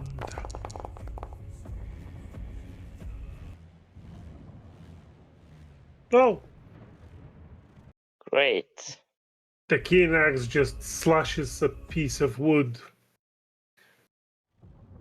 out of the blood drinker. Okay. And it's still +1. Yeah. Timber. Ooh. Extraordinary success. Okay. Now, use it wisely. Yeah. But I can... Yeah, you the best is extra damage. Mighty blow or whatever is the name. Heavy blow. Yeah. Heavy blow. Yeah. 18 damage. Very good. How do you do that? Well, it's partly made of wood.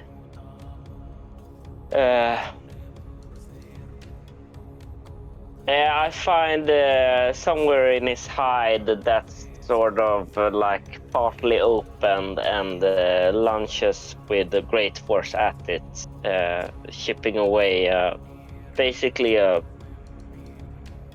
scale of his skin.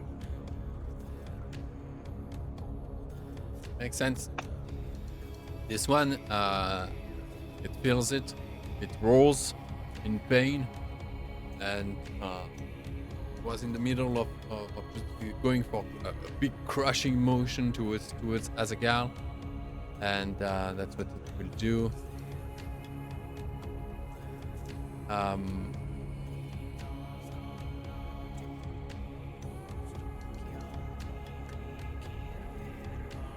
Okay.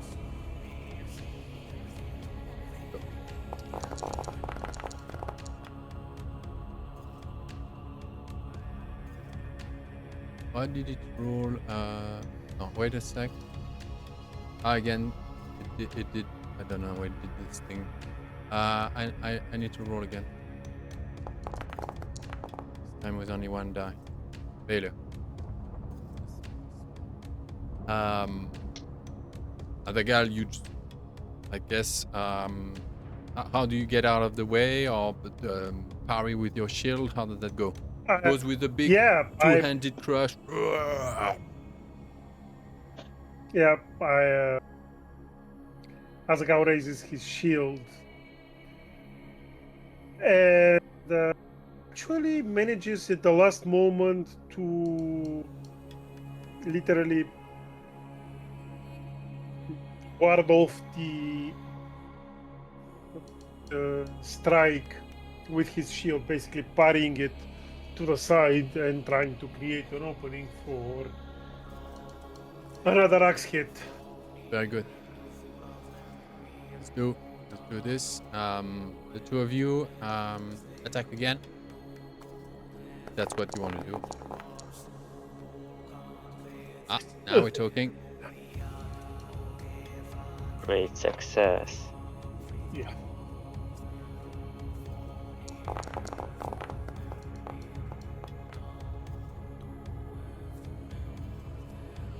Okay, we have 12 damage coming in from Azaghal. I need to roll protection. I'm going to use Thick Hide again. Roll the first protection.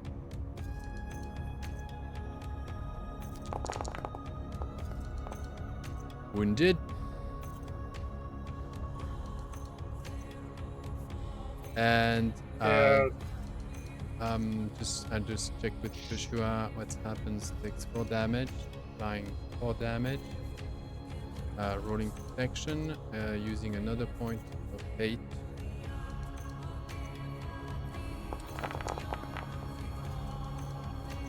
Protected. So it's 2 killing blows coming its way. Your spear, Earendil, end up caught in the structure of that creature. Takes a moment for you to unlock it and retrieve your weapon safely, so it doesn't break. So you couldn't pierce its into the deep of its flesh, but your axe goes way deeper than that, Azaghal. As you strike the thing,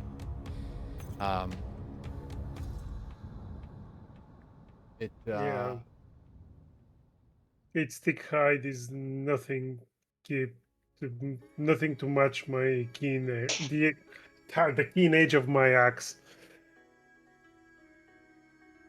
It stumbles to the side.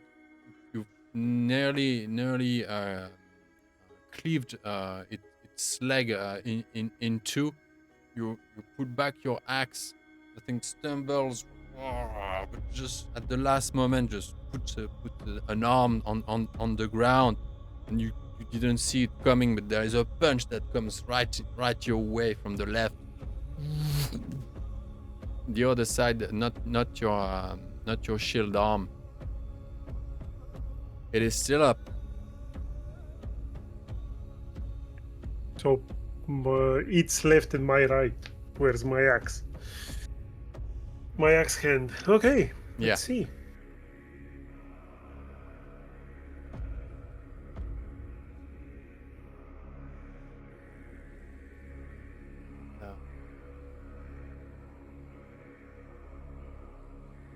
Okay.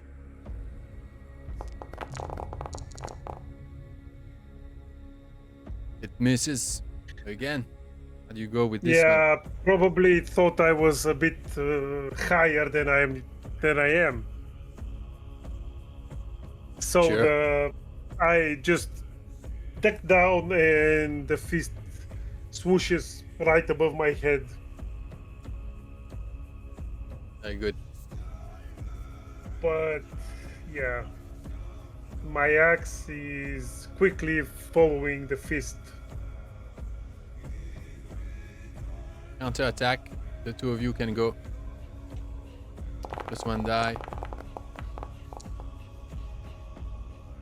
Ooh.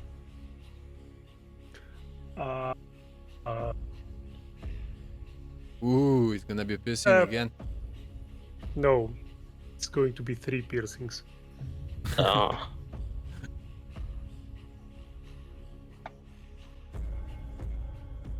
Oh gosh. Okay. Another 8. Protected. And this time it's protected. Mm-hmm. Not dead yet, it seems. Not yet. And then Turnal attacks again. Mm-hmm. Yep. Right. Yeah. He tries to slip behind in all of this wreckage. Oh gosh. Okay. That's normal And hits the success. spine. Good. Applying damage. Poke at the beast. For protection.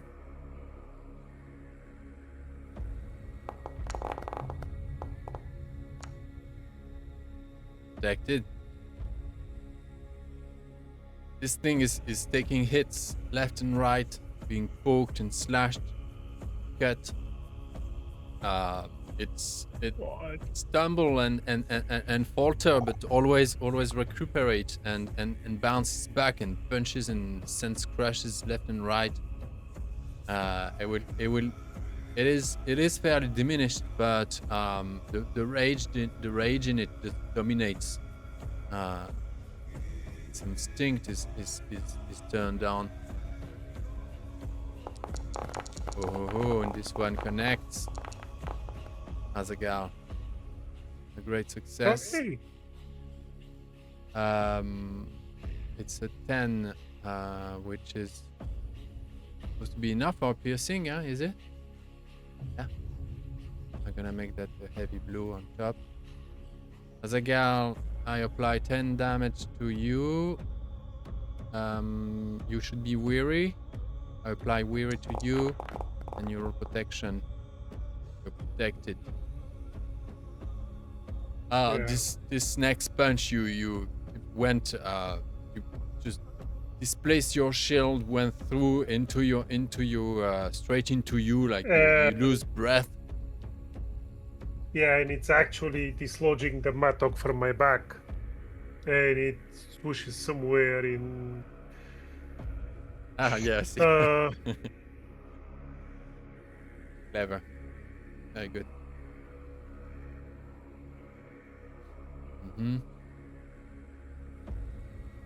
So Azaghal just took a massive hit, 12 damage. You're at 18 out of 30. You're not even halfway. Guys, counter attack again. I slipped behind the monster before, and now I changed into a forward stance, and I try to hit him. Okay. And it's a success, extraordinary success. Okay.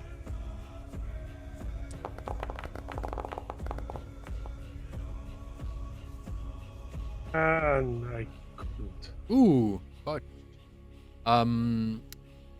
Joachim, you could have turned one of those sixes with a spear. I think is it a +3 for piercing blows?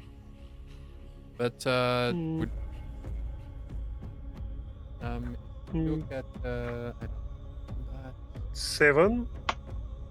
It should be 7 for the heavy blows of the spears. At least that's what I see. I should be more because he didn't roll a piercing.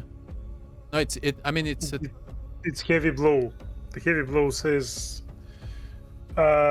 basically special damage, heavy blow, and the result bonus is 14. So yeah.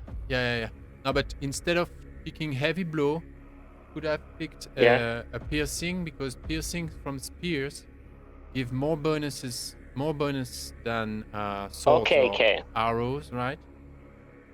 Yeah. Let me double check. Pierce from a spear, it's actually a +3. So if you turn your you take away one heavy blow and convert one of your 2 6s into a pierce instead, that will turn your strike into a piercing blow, or what's the name? Yeah, piercing. You'll do a bit less damage, but he will have to roll against an injury. I would recommend. I would love to do that, but I don't know how to do that. But it's too late now. I just manually. Okay. How much strength do you have? I have 13. Target number 13. No, the strength itself is 6, right?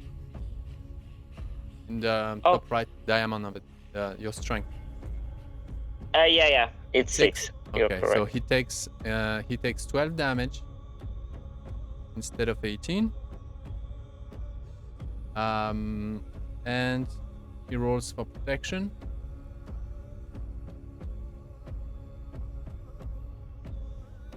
So how am I going to do that?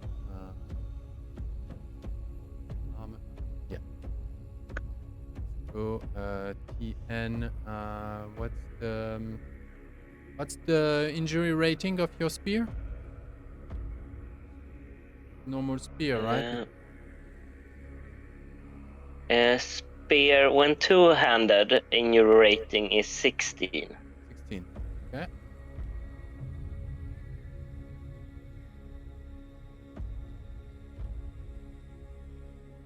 Okay. That. He fails. You kill it. So now. Nice. How do you do that? I think it's once more trying to lift both arms, take a last top down motion towards Azaghal, and has his mid motion like that. What do you do? Yeah. You're behind it. Well, Turnal has slipped behind it, and is full on aggressive in his stance with his forward stance, and basically watching for any sort of weakness, and notices that the creature turns his weight backwards and strikes at that exact point in the back of its head, using its own momentum against it. Very good. Piercing the back of its head. Azaghal, you're bracing for another impact, raising your shield, just your eyes just right above your shield. You see that thing arming up, and all of a sudden, and it just stays there. And there is a big, you see the point of the spear going across it, and there is a big splash of black slime that goes and hit your shield, and it collapses on itself.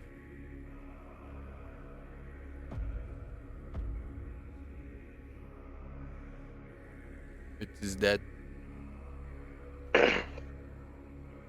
Turnal turns to Azaghal. Are you okay? Are you safe? Yeah, I'm getting too old for this stuff. Where are the sentries? We must find Bungo. There are 6 men encircling you, about 6 to 10 meters away from you. You're the back to each other, your backs touching, looking around. They have their spears pointed towards you. They look in horror at the corpse of their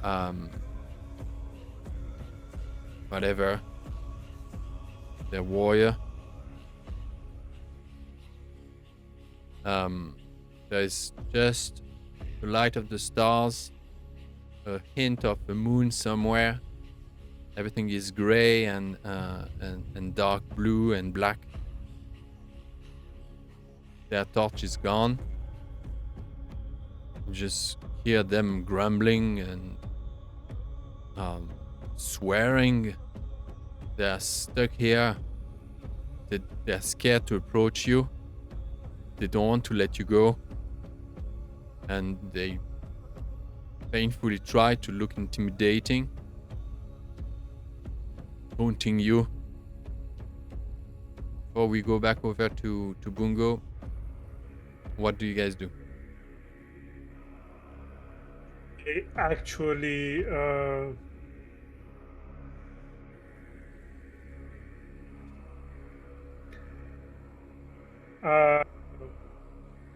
drop my shield. I grab my axe with 2 hands.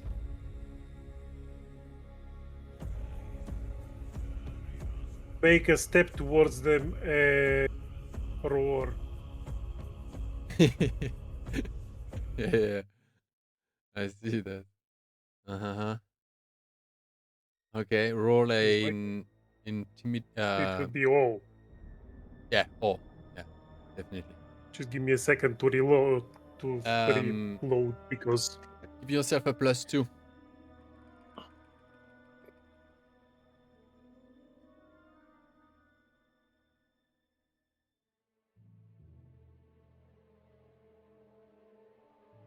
Okay, okay. I shouldn't be weary though. I dropped my shield. So. Okay. Yeah, I'm at 18. Okay, if you dropped your shield, then drop it. Yep. Is it out? Ah, no. It says I still should be weary because they're equal. Okay. You were bruised. You took a 12 damage or something. Yeah. It was 12 damage. Because No, you no, have I both dropped your my- axes equipped. But no. Yeah, that does. No, that no, no. shouldn't. I dropped the mattock. I'll drop the helm as well, letting my. And why? Why should I still be weary though? Because you need to I click on want- drop. Ah. Yeah. No, I just did it.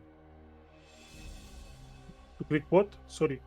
I just click on dropped. I think you just unequipped Okay. and you forgot to click Yeah. on dropped. Yeah. Right. Okay.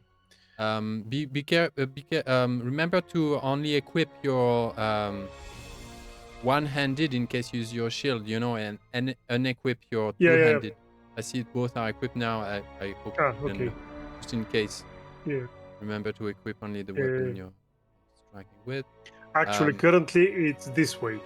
That's right. With two hands. Yeah. Okay. So yeah, let's hear some primals. Ooh! Oh. The curse of the century. Yeah. If you want to add more to that, you're welcome to go on. They will be struck. For sure. Anything specific? There's nothing. No words in that roar, just pure anger and rage. Yeah. They drop their weapons. They cry and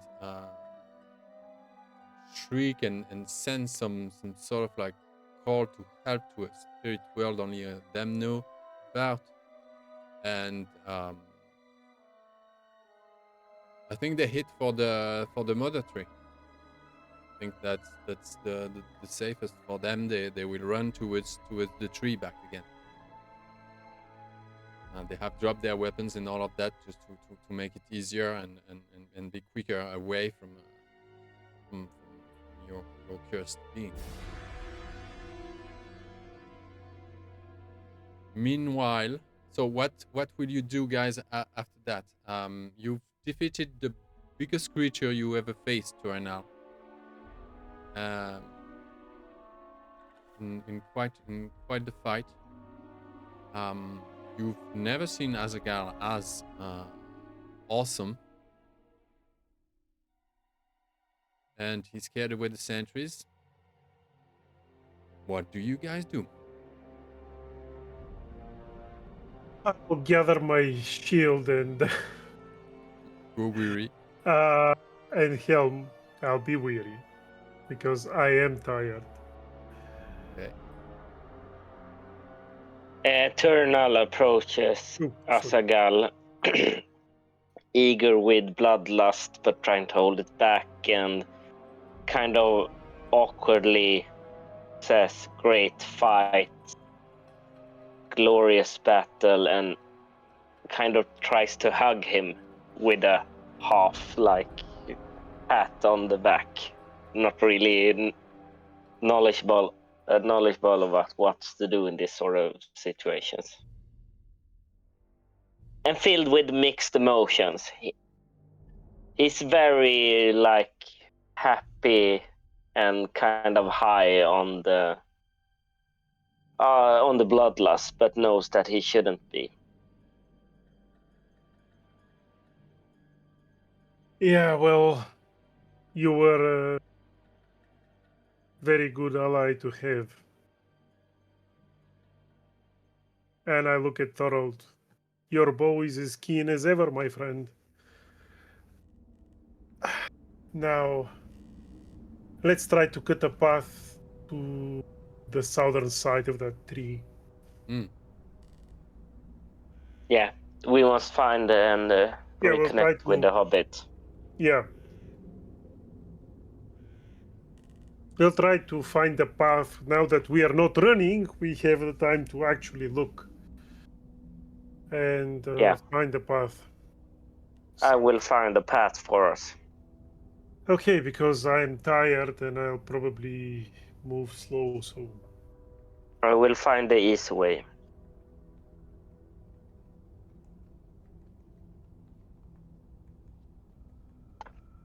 Should I roll something like explore or something, or do we just head over there? We'll do that the moment after we go with Yeah. Bungo.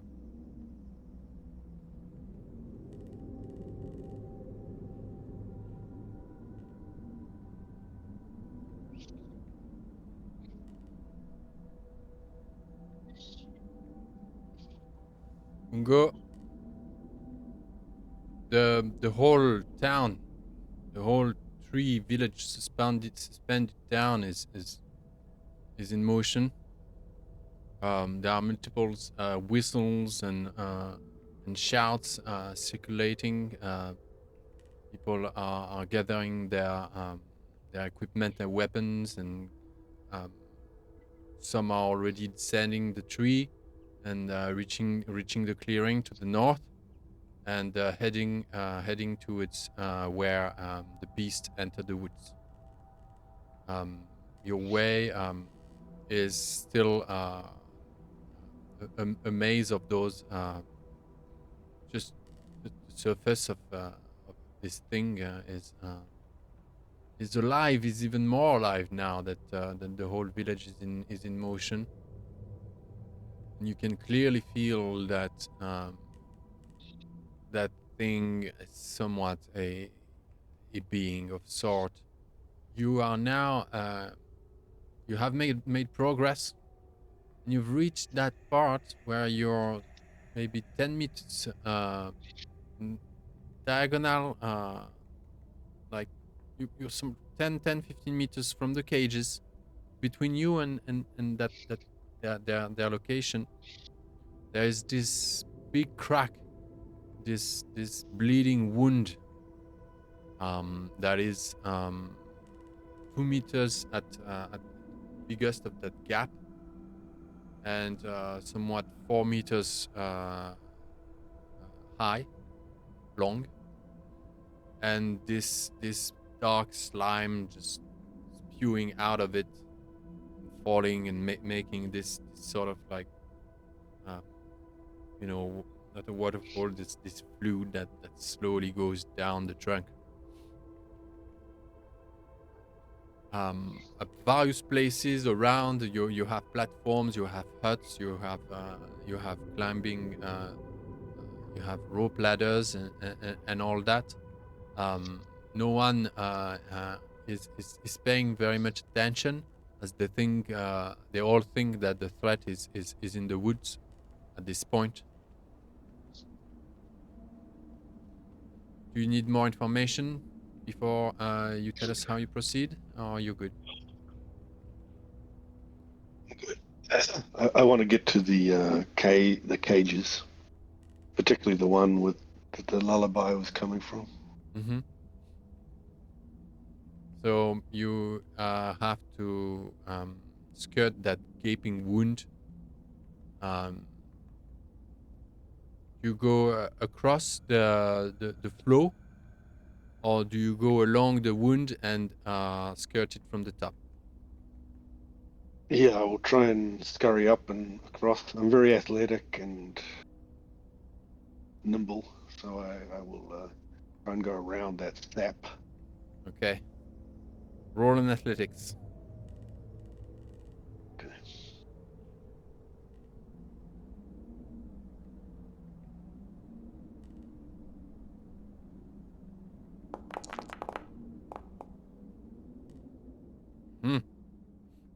Right. Nice. There's a bigger branch. You skirt that gaping wound first. Go along. Ooh. From it, there is this breathing, deep breathing, and this dank murky smell coming from a musty smell. Something you recall reminds you of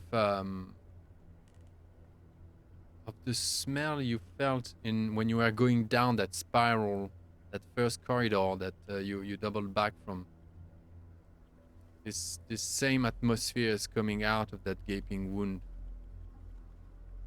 Go around that thing.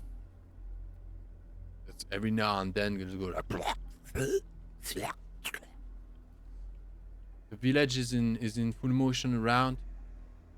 You hear priests further up, dozen meter up, more than you, over, you know, where the canopies begin to spread out.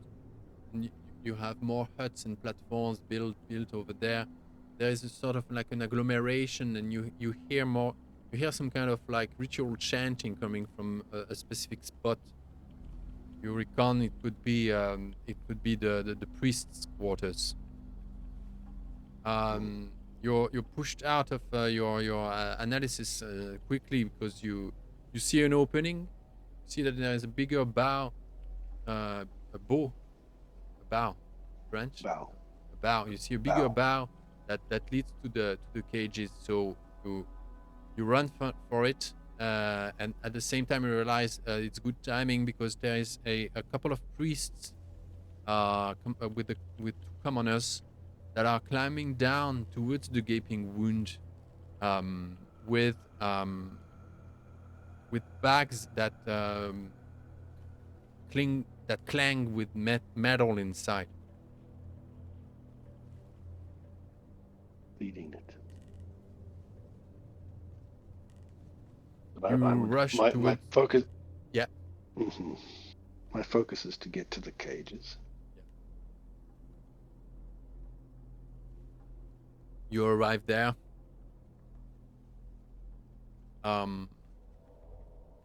You're on that bigger bow.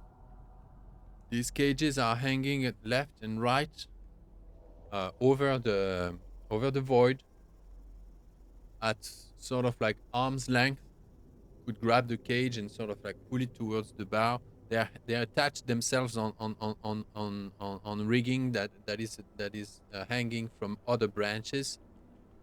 But from your position, it's like an alley, and you can check a few of those wooden primitive cages stitched together with liana and vine. Mm. So they are all empty. Is hidden. Apart from they're one. They're all empty. Apart from one. Okay. The very last one. Mm. Past that, the bow continues for a moment. I see now a rope ladder hanging from the end of that bow, or towards the end. Yeah, I think it's a massive thing. Like maybe like it's like a meter and a half, like sort of limb, with with all sorts of out branching and stuff. In middle of it all those empty cages. That cage was some two bodies inside. Big bow continues. There is this rope ladder that goes down to another level below. And there are other ladders that come from levels above as well. Okay.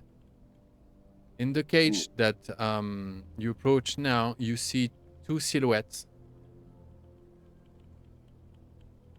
Out, it's the moon is up. We have some twilight going. So there is more than only shapes and dark silhouettes. You can make out the form of things. Although everything is gray, blue, and dark, and black. There are two silhouettes in the cage. One is murmuring still that Shire lullaby to the other person. There are two hobbits, female, adult, near old woman. Can't really make out her garment or her clothing. She must be in a pitiful state. Just see her completely unkempt, bearing or whatever, and she's holding the body of a child, hobbit, kneeling, and she's kneeling, and she has the body of that kid. It's Manny.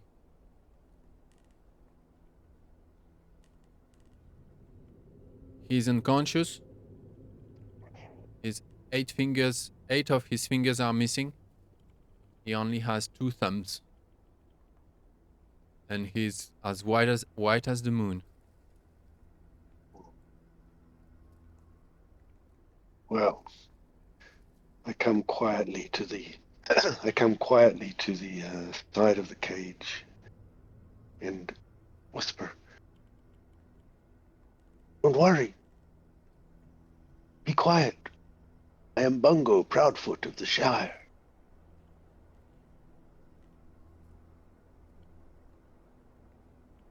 Quiet.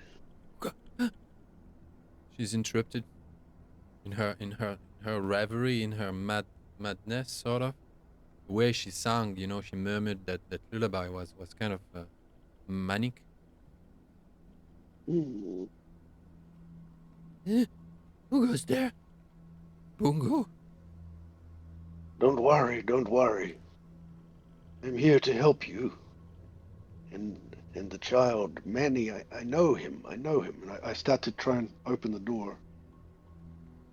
You know the kid's name? Yes, I know him well. Thank you for helping him. I'm sorry, I don't know, he's alive, but he's ill. He's hurt and ill, and he lacks blood. Savages. Oh, well done for keeping him alive. Here, how is this door opened?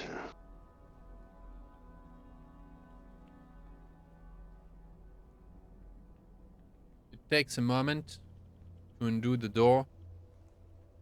You don't have, it's just tight, tightly. You manage to open that cage. And all of a sudden, she lets go of Manny's body, grabs you by the collar, she grabs your arm, so the cage is slightly off, like it would need like 2 humans sized individuals to sort of like grab the cage nearest the bow, and to throw in and out prisoners and stuff. So 2 hobbits doing that is tricky. The bark is slippery, but as you somewhat manage to open the door, she grabs you by the forearms. You're trying to make that work, and then she sort of like snaps something in her, like, and she has your forearm in her, and she grabs you. She goes along your arms and then by the collar. Is she here? She's around. She's never too far. Are you alone? We're lost. The village is in full alert. What have you done?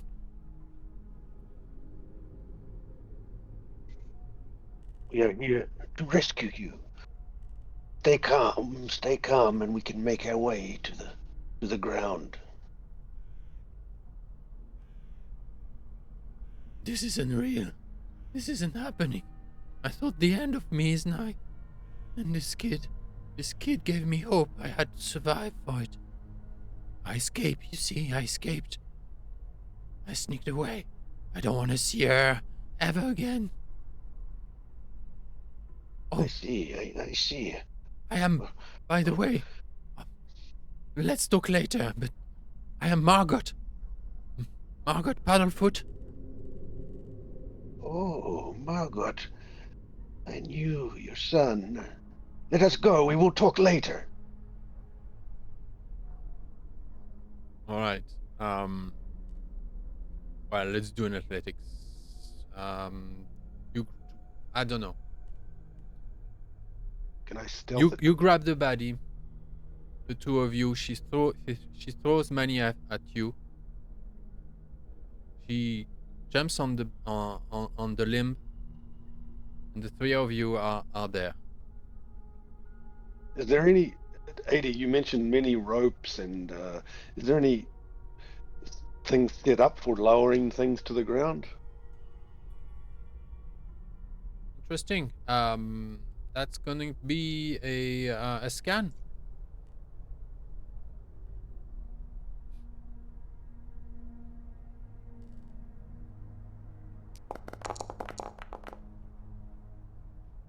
Okay.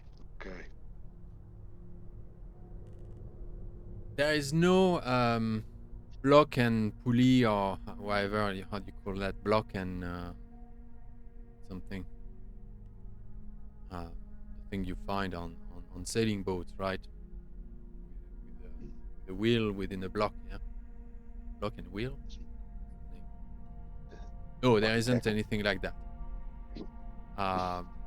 All there is hanging ropes and rope ladders, or bunches of more rope, or somewhat here and there terraces or stairs that have been improvised to ascend or descend, but there is no actual crane. No, the ladder. It can descend. If I let it go, can it descend to the ground?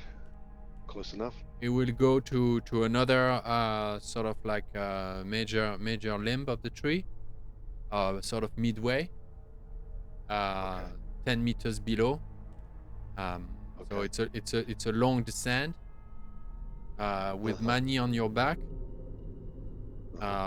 somewhat attached to you, and that will be an athletics, and another one. Yeah. Once you reach the first level, another one to do the same thing, ground level. Okay. All right. I do. I quietly loose the bundle of the ladder so that it drops down 10 meters below into the bows. I take Manny upon my shoulder, and I tell the old lady I tell Margot to follow me down. All right. And I'll roll my athletics. A limp body, even the limp body of a child is heavier than it seems. The rope isn't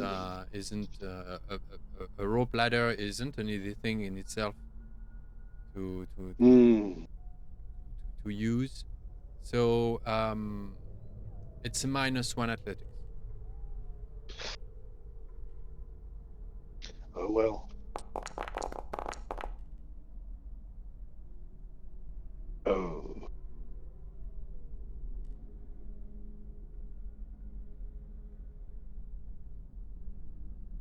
Could it be that we're both on the ladder, but just swinging around, and we lose a round of time just swinging and stuck? Yeah, I call that a fall. Fall. Yeah. Oof. For Margot?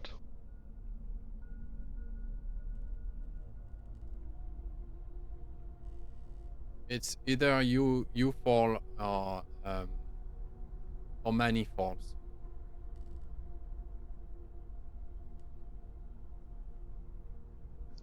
Manny falls.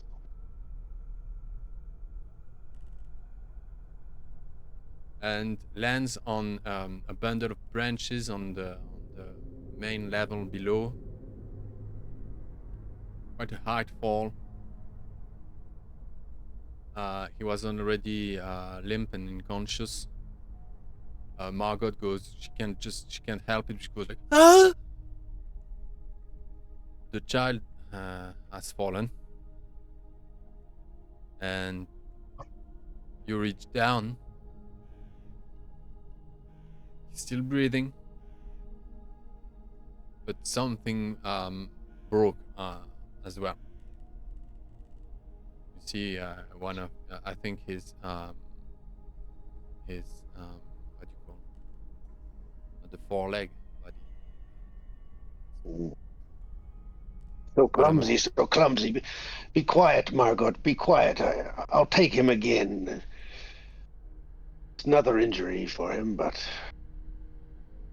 we will make it. Stay quiet, good woman. I know I'm a good woman. You don't know what I went through. She's grabbing another bundle of rope and binding it, and throwing it in the void below, tightening it to tying it to a branch there. I've known her for too long. I've learned dark things from dark people. I lost my husband, who lost his mind to her. He's no... Oh, man. We said we're gonna talk later. Don't push me. Don't call me an old woman. I've seen more of the world didn't call than you will ever be. I called you a good woman, a good woman. Now, drop your rope and let us go. There's no time for hobbits to be arguing on a tree bough. Indeed. I still want to live, no matter what. If you can even believe it. I don't even know what I'm doing. Roll athletics once more. You hear Manny grumbling. That's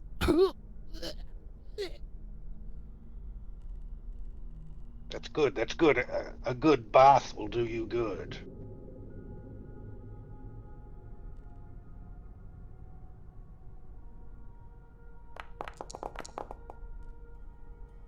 Yeah. You touch ground from here, right? To the west of the tree. She's right behind you. Manny is half conscious, somewhat drooling, not drooling, foaming. And the moon is up. Most of the commotion was headed to the northeast, opposite you. Your friends are nowhere to be seen. The edges of the forest are again as they were 30 meters around. So if there were sentries still in the trees, the canopy is extended its branches, like really far and above. So you're still under that coupole.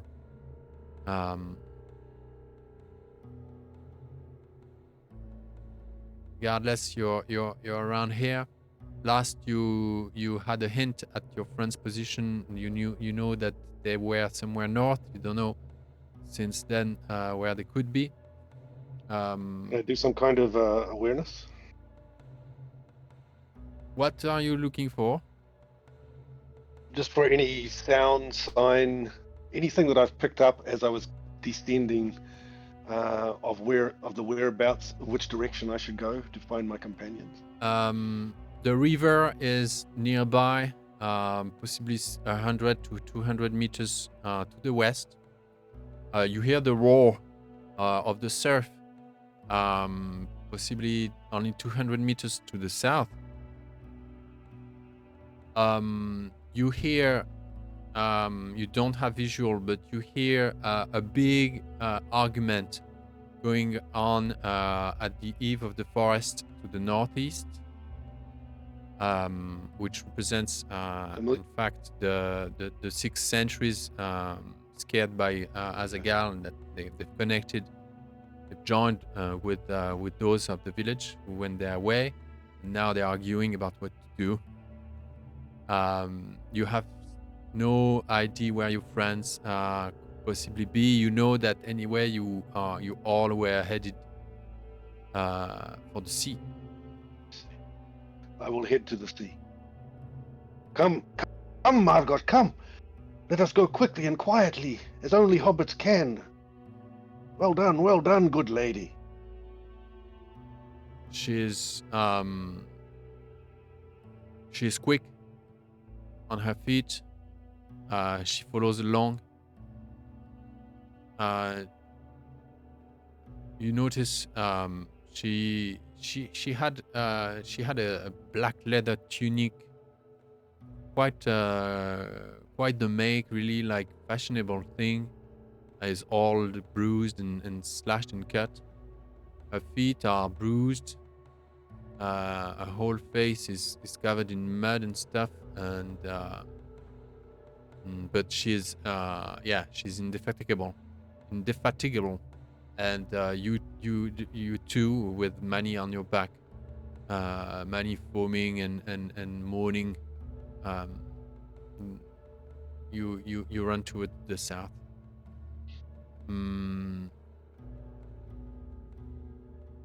As the whole village is busy on the opposite side of the tree, it's gonna be you're gonna pass. Meanwhile, guys, somewhat are heading in the same direction, and I'll have you stumble on each other, just by some kind of miracle. Just right at somewhere south here, because you were looking for your friends and looking for a way to locate. So you both were looking for each other, so you find each other. Oh, Azaghal, Duranal, Thorald, thank goodness here. I have Manny quickly. It's so much blood on your axes and spears. Oh. Are you okay? I Oh yes, I'm fine. ignore I basically just go and greet Bungo, but I rush to Manny. He's in a bad shape. Yeah, the kid Well is in done, bad Bungo. shape. He's in bad shape, but unfortunately I dropped him. He's broken something else. Terrible. We must find a healer. Well, Thorald can help for now, just to patch him up before we find a healer. And I think the idea is the best, our best hope. You're right. But let us go to see this ocean. Surely it will give us heart, give us hope. Yeah, let's go. Soon. Maybe the GM will give us some hope. Let me take a look at the child. I want to use healing to inspect how bad his wounds are. Let's go down to the beach, to the sea first. I think away a little bit from this. Okay, let's head into a clearing or into the woods. Somewhere. But we somewhere must see to the child. Yeah. Somewhere hidden and quiet beside the sea. It's only 100 meters. I have another scene here, but I don't have the night version. Just imagine it's nighttime, right?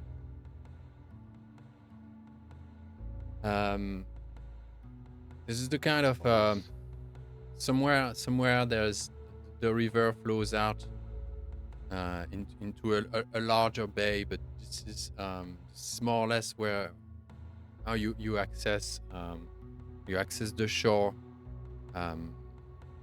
The beaches there are round stones beaches. Everything is rock and fir tree, and further inland more deciduous trees. Here it's pine and fir trees.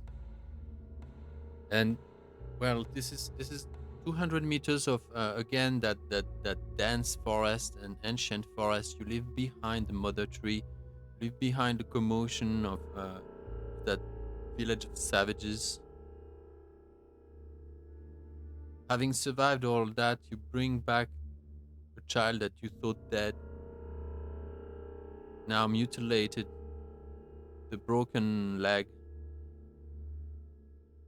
and you are paired with Margaret Paddlefoot, the mother of Bernie Paddlefoot,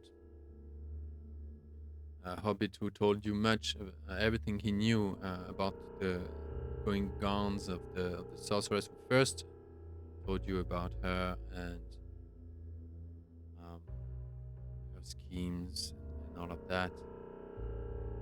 You've made it to one of those stone beaches, gravel and round stones.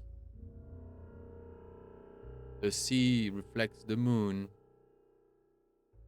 It's calm. There's just the flip flop of a gentle surf, hitting the rocks. You have an open view towards an undefined horizon.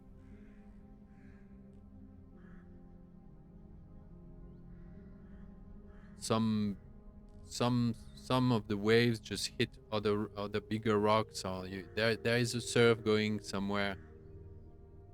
Not exactly in your location, but you still hear the breathing, the intensity of the sea. And you at last in a secured location. You don't know where to go from there. Build a raft. Swim to Tol Morwen. Do whatever it takes. There's no sign of or what is it? You see a black spot on the horizon. And it must be closer. It's very hard to establish the distance.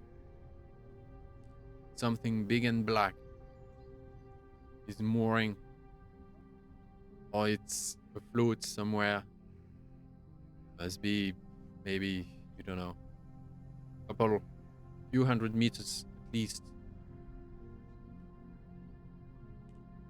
There is a big floating bastion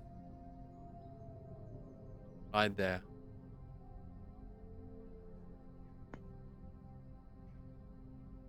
Roll healing, Turanal, if you want to get busy with Manny's health. Yeah, and I want to take a look at what kind of condition he is in. I'm rolling healing. That's kind of. It's the roll help him. Has he got healing? Roll an extra 2 dice. Should I re-roll with 2 extra dice? No, just roll 2d6 now. Okay. Roll die. Normal number of die 2. Type of die d6. Something extra went up, but 2d6. Free both of them, I think. Yeah, you're good. You put back that bone in place. The leg is broken. You make a what's the name? Flint? Splint. Yeah, to stabilize it. How do you call that? Mm-hmm. Yeah. Splint. Flint. You make a flint to stabilize that bone. The boy needs to drink. He does. He's not talking. He's in walking, semi weird trip. He's hallucinating, in front of you. He's just talking nonsense for a moment. He won't be able to communicate. His fingers his hands are all bloodless. They are not losing blood anymore. He's very feeble. He's just frail, like almost dead. You knew about Hobbit's engines, but here is the proof. They can't die. They just can't die. And he has bite marks on his buttock.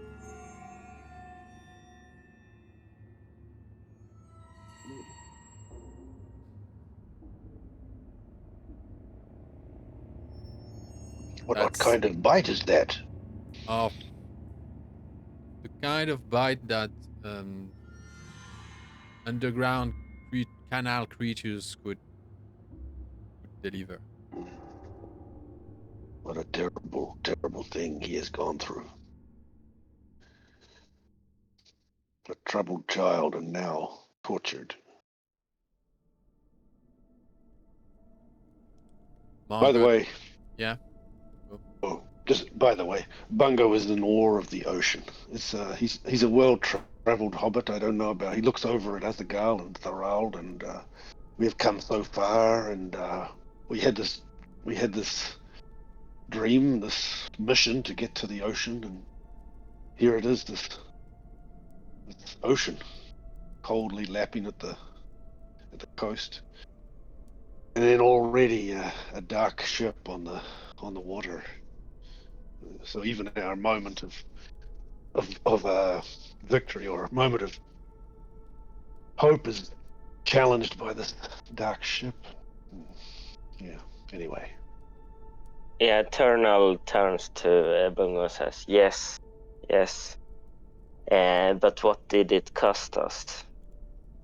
I believe that we must promise each other now that the Shadow will pay for this. And that we will never forgive the Shadow for what it has done to many. I see. Strong words, Ranger.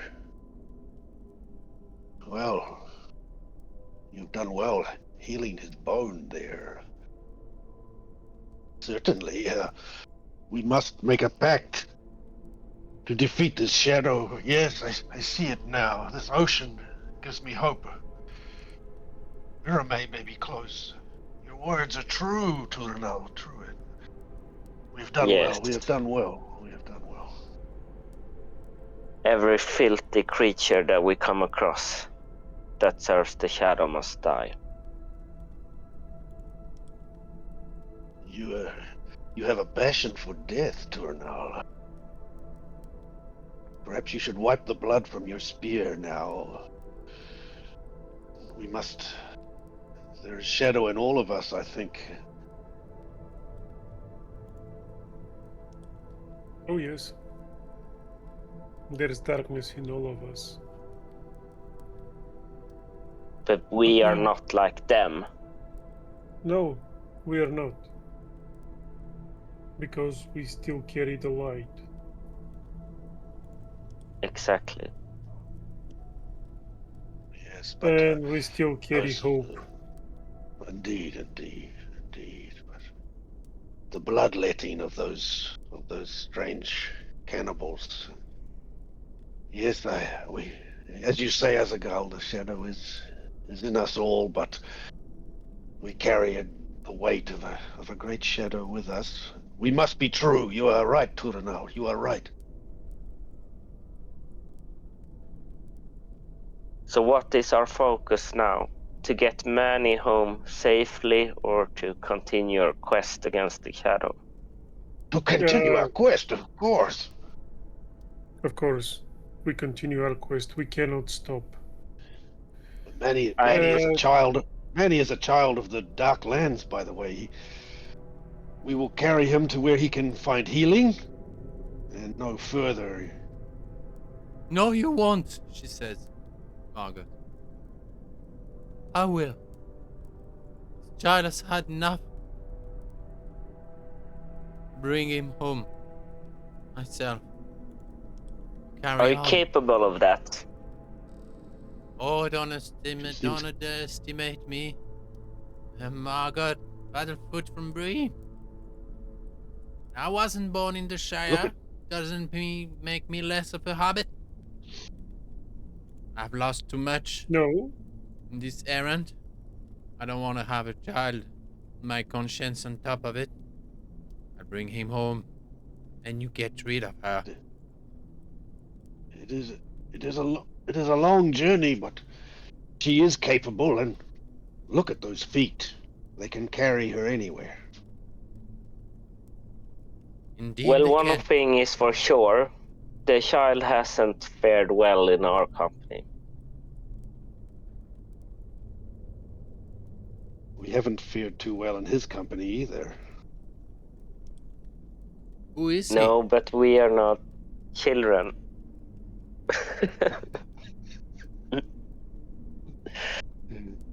He doesn't look like a regular kid of the Shire.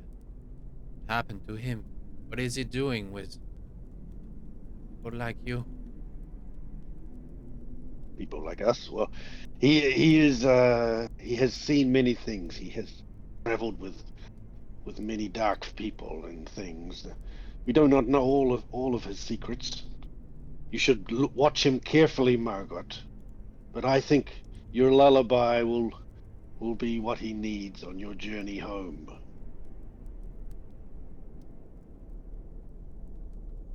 I let down my own son, betrayed my kin and mankind, entire, and led astray by a magician first, 4 years, and then by a sorceress from the Darklands. I never forgot who I was. Pretended. For a year and a half. Pretended to serve her. I did everything for her.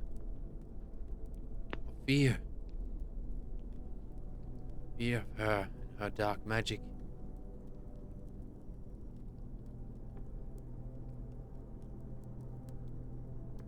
But I have enough serving magicians and sorceresses. Saruman can go to hell. Usapton can go to hell.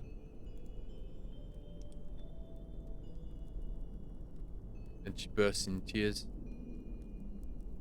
Oh, Oh, my Ben. do not blame yourself.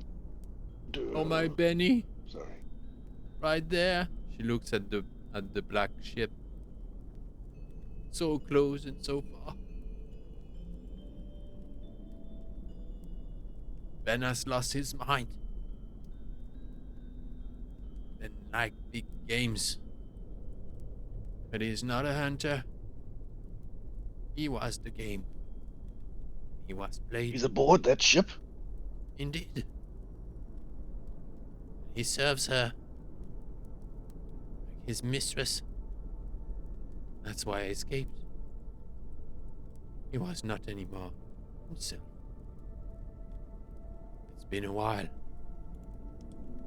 He was an easy prey for her. Because of him that we served Saruman for years. We were informant of the Company of the Wain. Decades. They relayed everything we knew. Saruman. We thought we were fighting the good fight. But she tricked us. Pretended to be one of his agents. When we saw her, saw through her guise,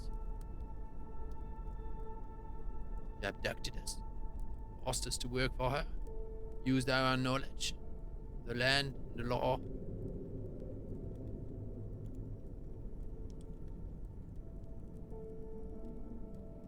I'm going back. I'm going to rebuild. I'm going to give this kid Manny a second chance. Please do not bring him for us.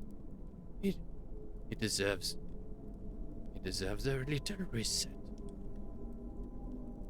And your son will help you. He was looking for you, you know.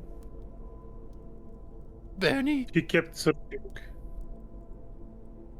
Yeah, the last time we saw him, I think he went to Bree again to see if you have been there. Good gods. And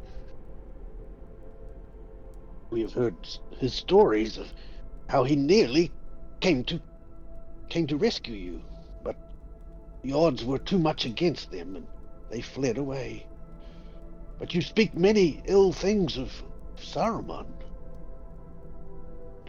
You have much that you could maybe tell us in your stories of Septon.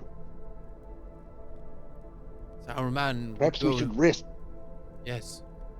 We should rest. Perhaps we should rest, but we should rest. We can make a little campfire here, away from in these rocks, away from sight from the ship and from the forest. Let us make a camp and rest. We need rest. We all need to rest.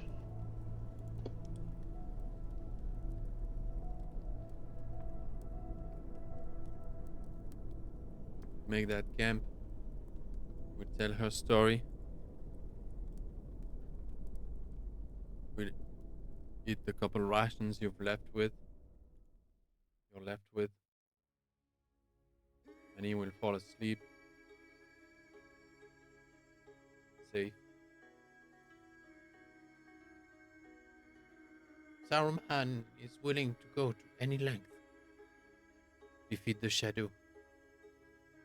There's no scheme and design that is beyond his imagination. His passion for the war against evil has no limit.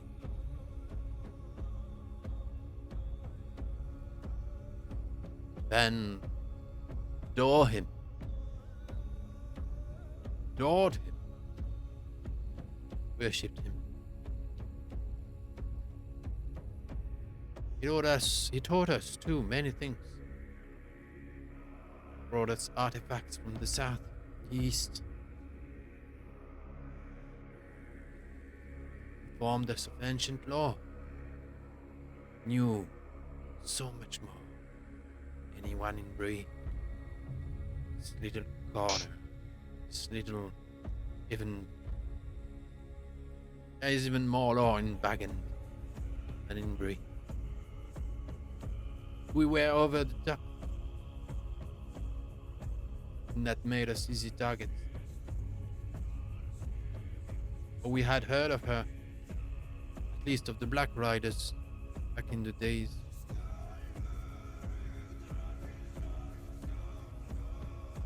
But that was all after our doings with the Company of the Wayne. Wata, Blind Seer. What of her? Any news? Oh, but I know. Tell me.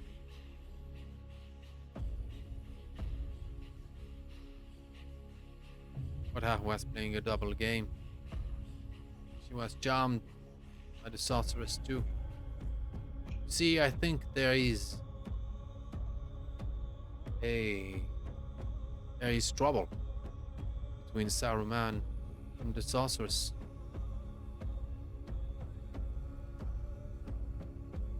Maybe Saruman sees an opportunity there. I don't understand. He's playing with fire. I don't think he's informed anyone what he knows about the Black Numenorians. All there is roaming in Earendil is rumor and shadows of Black Riders. But as you and me know, it's much more dangerous than that. We know what she is after. When we went and stole the mask of Bardo, was only the beginning, first step in her grander scheme. He wants to control the undead. He wants to raise all the undead of the area. She's going to do it. No one stops her. But your quest is madness.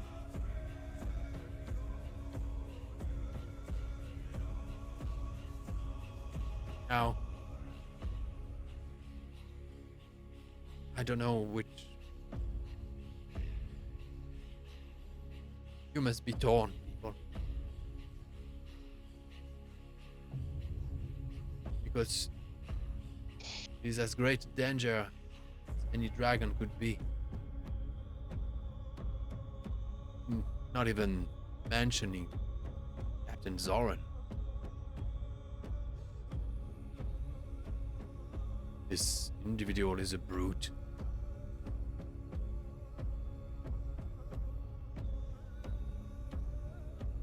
They tricked the savages into giving them 6 days to help them row their black ship.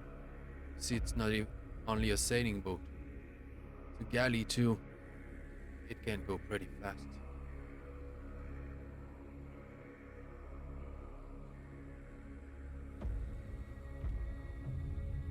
So I tricked my way out.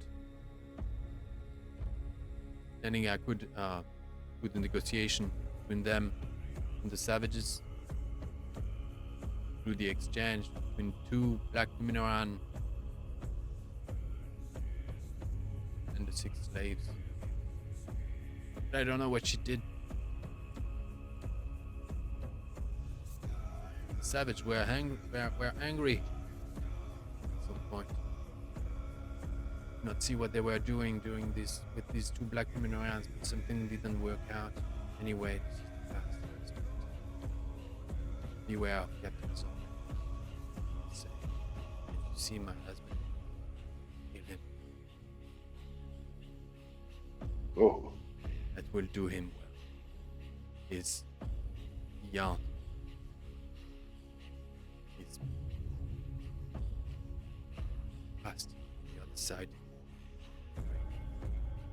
I did everything I could last year and a half. Everything. If he could be the king of the world now, try.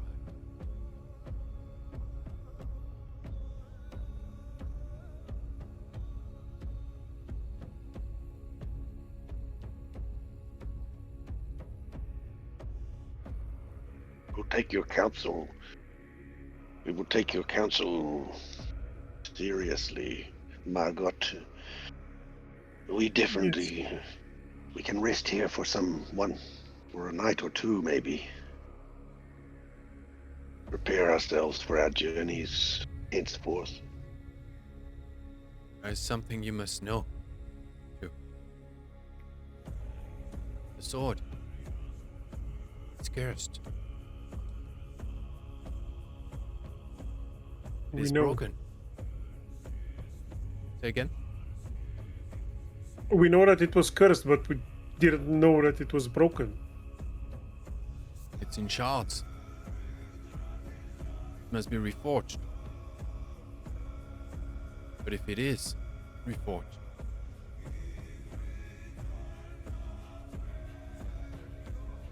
it will not permit it. I don't know, maybe there is a way to convince. They talk to it, they talk of it as if of a person. This thing doesn't want to be reforged. That is the plan of the sorceress. He wants to force reforge it. It explodes, frees all the souls it's murdered in the past. So Sapton can have an army of specters.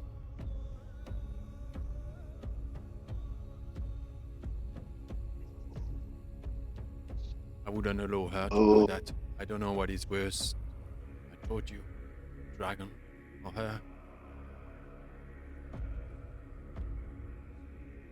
Oh, slowly the threads of our story are coming together. Margot, You have endured much with Septon, but this knowledge that you have given us is of great value. Thank you. No need to thank me. I'm a coward. Left my husband behind. Now I'm going home as if nothing happened. No. No need to thank me. It was just a paw.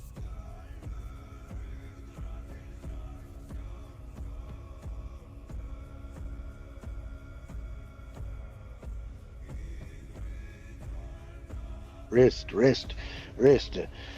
The soup is ready. The last of our small foods prepared. Here, give Manny a little.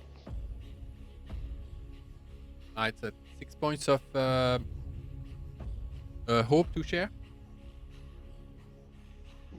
So that's 2 each. From there, you can rebalance if you want. Oh, I would like to get 2. What's Pretty bad. I've got 7.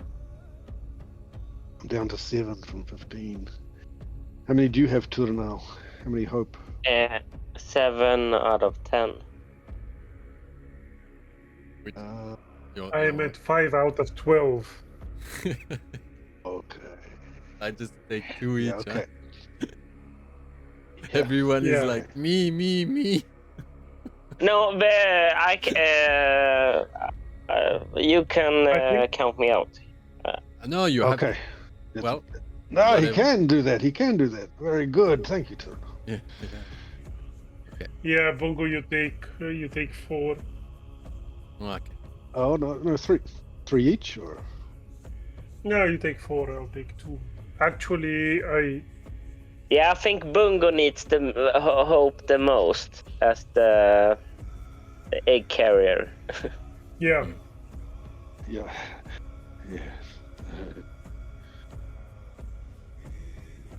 Suddenly Margot notices the bag fuming with icy mist. She sort of sidles towards it. She feels noticed. Well, keep your distance. Margaret, you have enough troubles without reaching into another. She looks at you. Can I see it? No. No, Margot. Enjoy. Have your soup and rest. Take a breath from your troubles. Look, the fire is warm.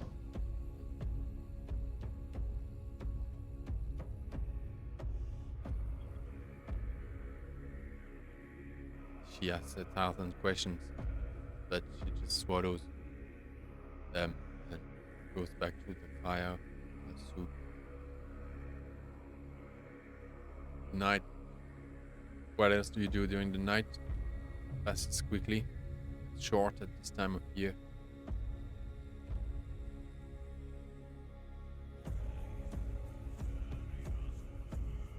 Well, Bungo will definitely get some sleep. Yeah, Eternal as well. Yeah, well, Torald will keep watch. Yeah. That's right. Good Donna. Very good. Yeah. Can we apply prolonged rest? Yeah. Surely.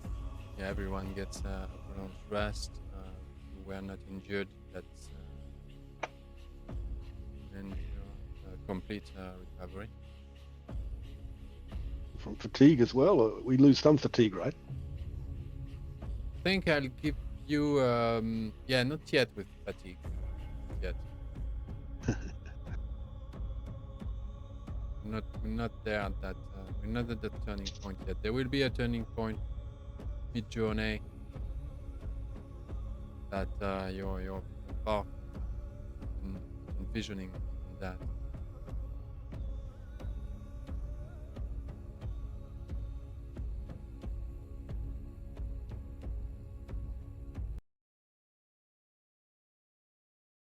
You are started the whole company started in the morning. It's fresh here near the sea. Although it was a calm night and it's a clear sky, just huge clouds hanging very high and very, very far, trailing to the east. The forest behind just leans over big rocks. There is a bay that opens up in front of you. And when you wake up to a song.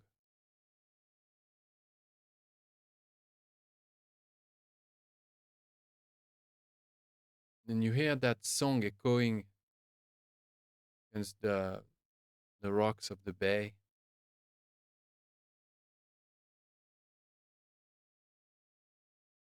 First few lines you hear,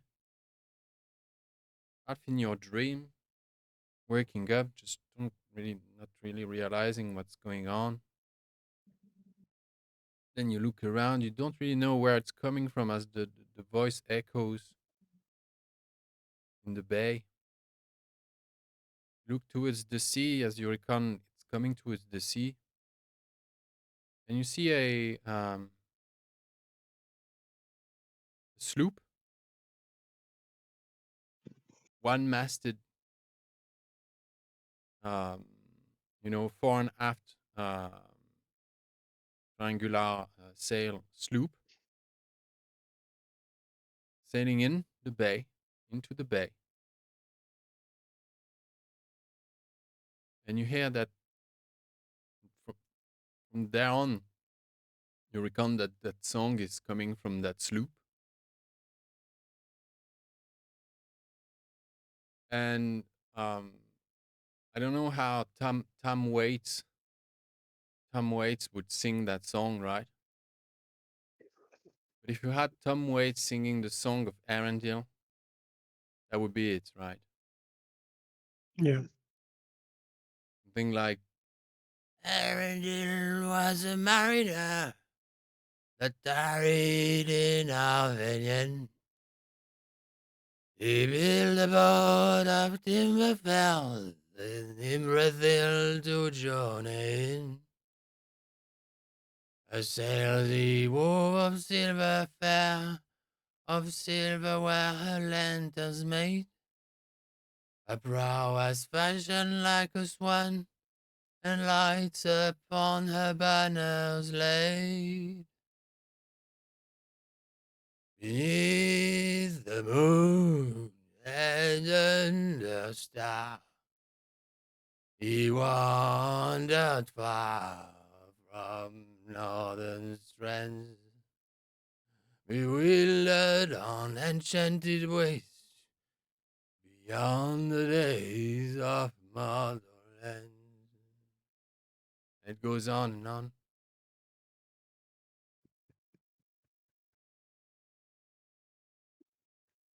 There is a single sailor doing the rigging of that sloop,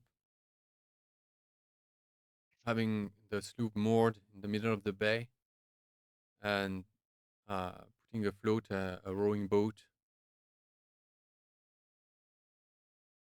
And he doesn't seem to have noticed, and he seems in the middle of a routine, singing to himself,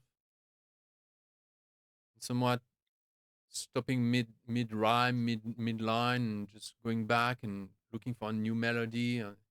He's he's inventive, but it's never quite that, right? And now he's unloading chests cases, wooden cases, filled with metal, because you hear it clangs, hard when he throws those boxes into the boat. Now he's rowing towards the shore, and this is when you notice it. The black ship has gone.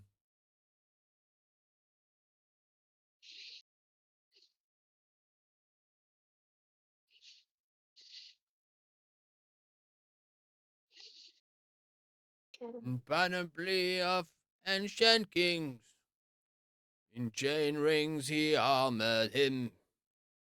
He's closer and closer.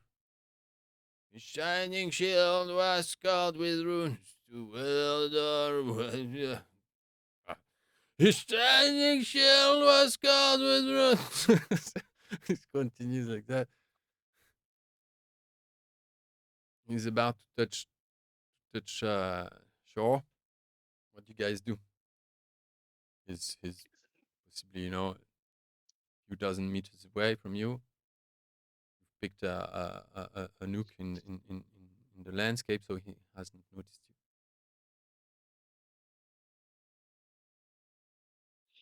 you.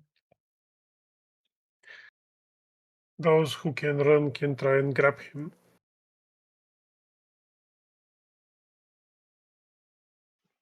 Yeah, I'll try and do that. I'll follow Asagal's advice.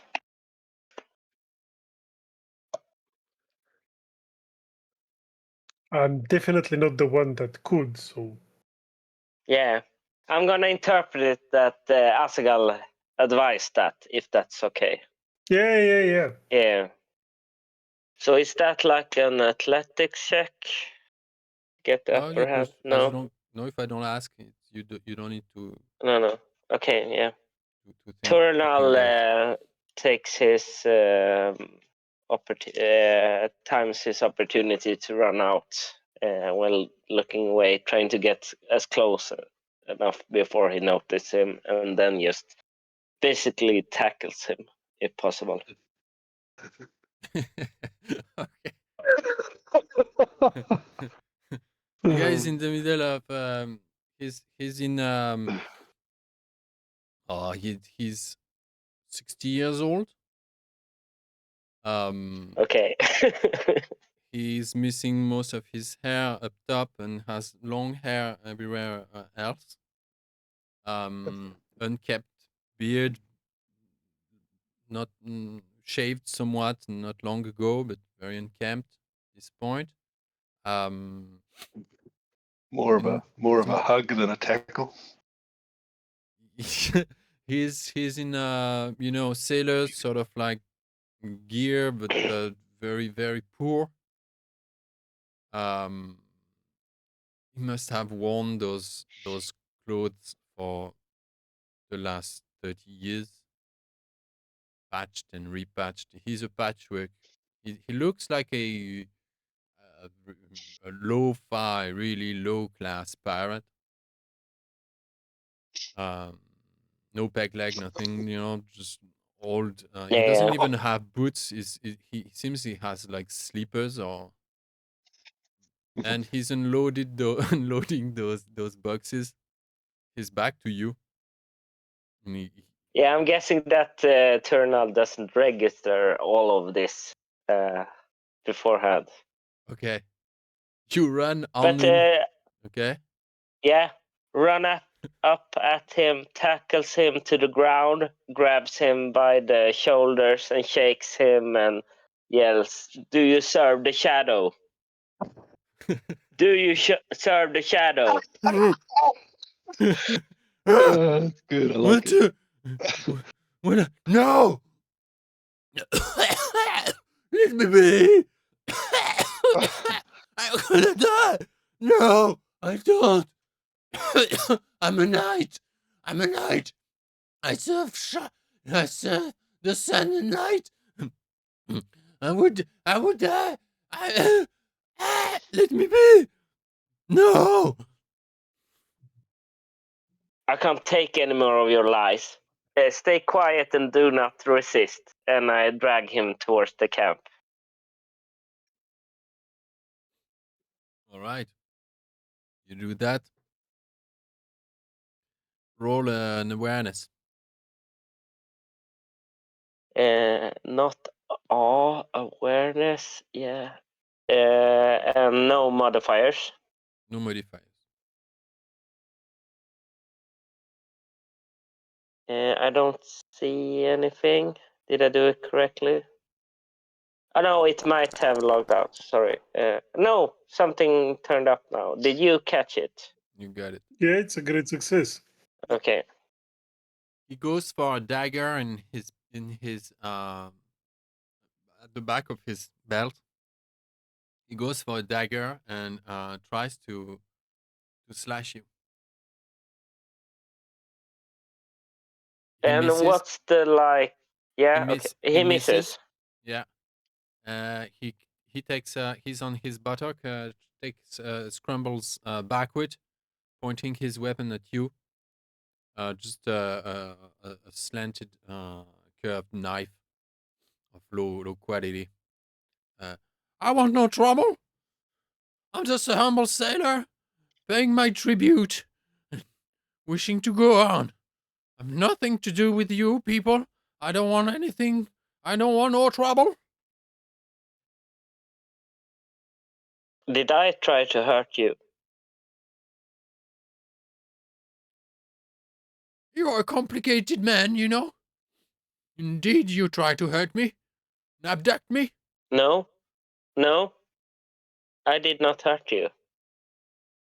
Then you're a fool because it hurt.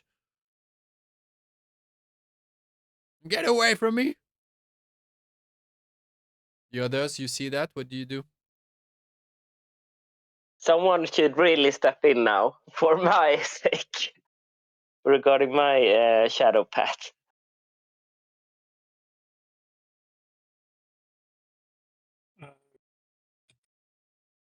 Okay, Bongo, would you do the honors? Because if I can scare him, really. Why don't you scare him if you like? But for me, I was merely enjoying his song. I don't know why you had to tackle the poor man. Who are you he's people? violent. Look. He sees you. Come, 20 meters. Come. I think the brave ranger was just taking you to the fire. We have been troubled. We have had long nights of terrible trouble. Please, who are you? I am me. Hephaestus the sailor, on my way doing business and more.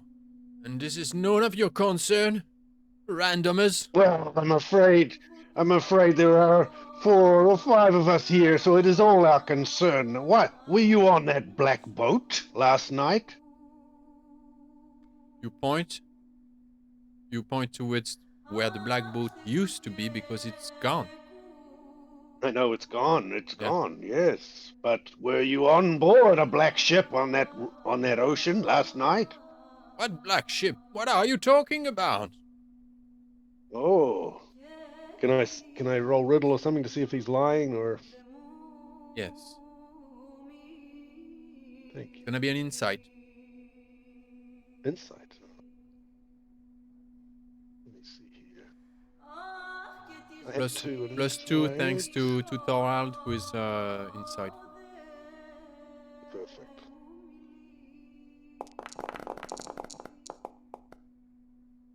Nice. The black ship was mooring here, you say? I know what you're talking about. I've never wished to cross path with that nightmare. Oh, it is reputed. Oh, they talk about it on the shores. They do. His missing couple teeth here and there. I don't know if he's ill or basically depleted. It's just a frail man.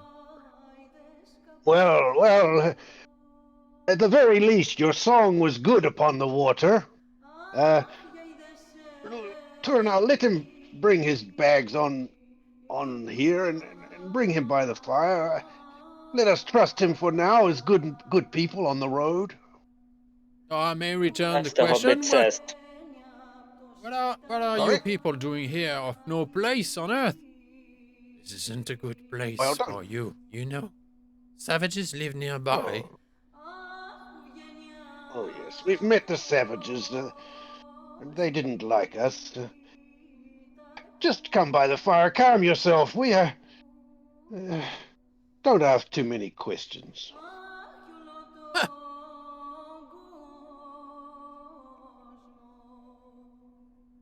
You're funny, you know, I'm an old wolf. Or like you, I've seen come by, go by, never return. Would have dreams, deserve little, would have ambitions. Get just the opposite. What they're after, never learn their lesson. But maybe I'm just a fool, just like you.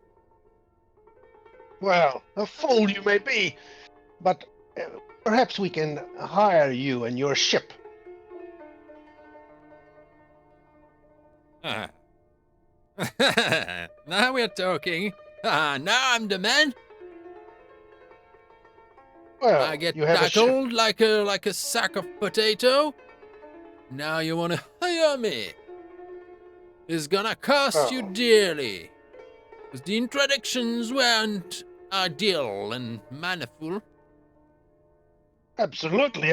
We will deal with you properly. I mean, we could have split your head with the dwarven axe if we'd liked, but we haven't. So let us deal properly together. Is that supposed to be Shire humor? I see you, Hobbit. I recognize you. That's your kind. Well, you see, we are many here and strong of foot and hand. We have money in our pockets, and perhaps we can use your ship. You guys reapproach the camp. He looks around. Sees a bag fuming of icy mists. An old adventurous hobbit. And a child just about recovering and looking completely drugged, grogged.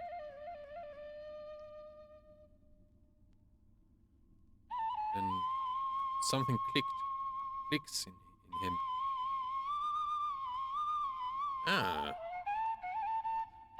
With a snarl, he said, maybe indeed we were meant to do business. Good. We are all businessmen here. And I produce my pipe. That is the way. Let me sit. Stuff my own. Oh, no, please. Try a little of this long bottom leaf. Your throat. You're singing. By the sound of your singing, you are familiar with the weed. You just said long bottom leaf. The Indeed, long bottom leaf? Indeed. Bring your pipe closer, sir. He gets completely into it. You see that he is a smoke addict.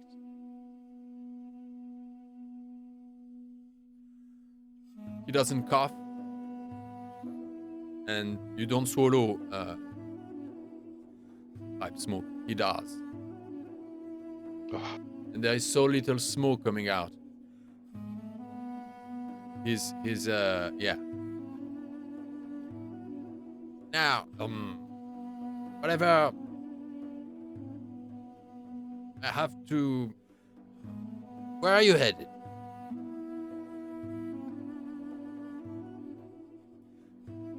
Why do you need a person like me take you where? Because I'm going somewhere special, right? Already. I'm going somewhere no one else would want to go.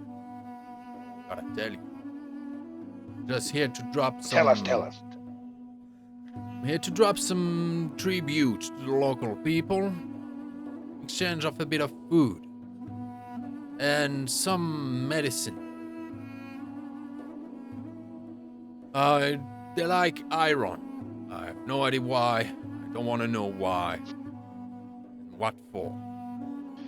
I drop No, iron you don't want. and You don't want alcohol. to know why. You know why? Don't worry. You don't want to know. Okay, I trust your judgment then. But in exchange of iron and alcohol, half of what I have, I always keep a bit for myself. The hard moments. I'd get a bit of food and medicine, and I can go on my way. Done that for a bit. I've done that for all my life. And I've been to that place. What? Yeah? What is the special place you're going? You've probably never heard of it.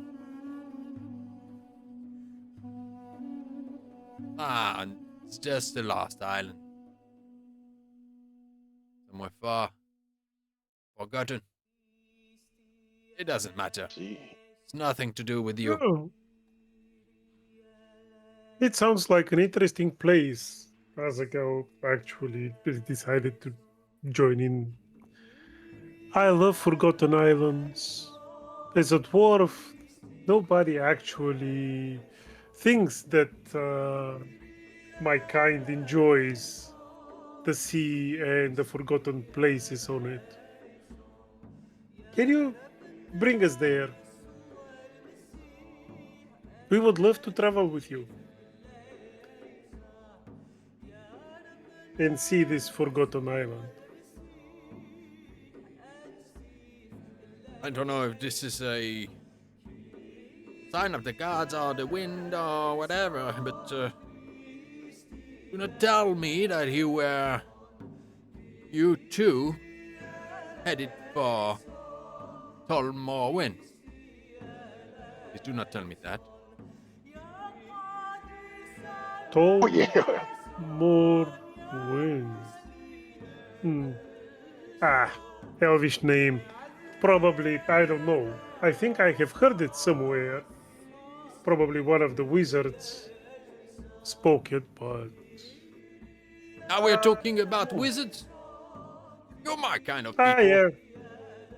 Oh my god, met so many stories we're gonna have to say on the journey. I mean, have you packed your things? Are you equipped? Well, almost We have plenty of this pipeweed, that's for sure. And Azaghal here is a great smoker as well. One of my best customers. But that's all we need. We can make a pitch stop somewhere on the way. The elves are always more than generous. Hephaestus. Well met, Hephaestus. Well met. Well met you all. Don't worry about the tribute to these. I think we should leave the locals as they are. They're a little troubled at present. We will pay you. We will pay you well. Yeah. You mean I should not wait for the food supplies, the medicine to arrive? Because they know my song. They must be on the way already.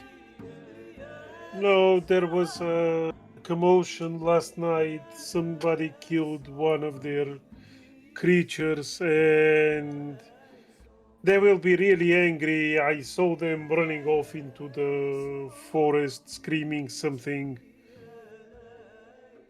No, I know. It's not good for business. It's not good for business. We understand, Hephaestus.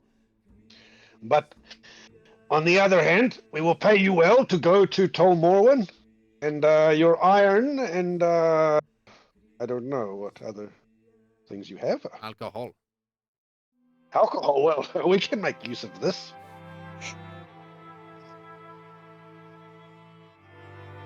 Well then. Let's haste. Let's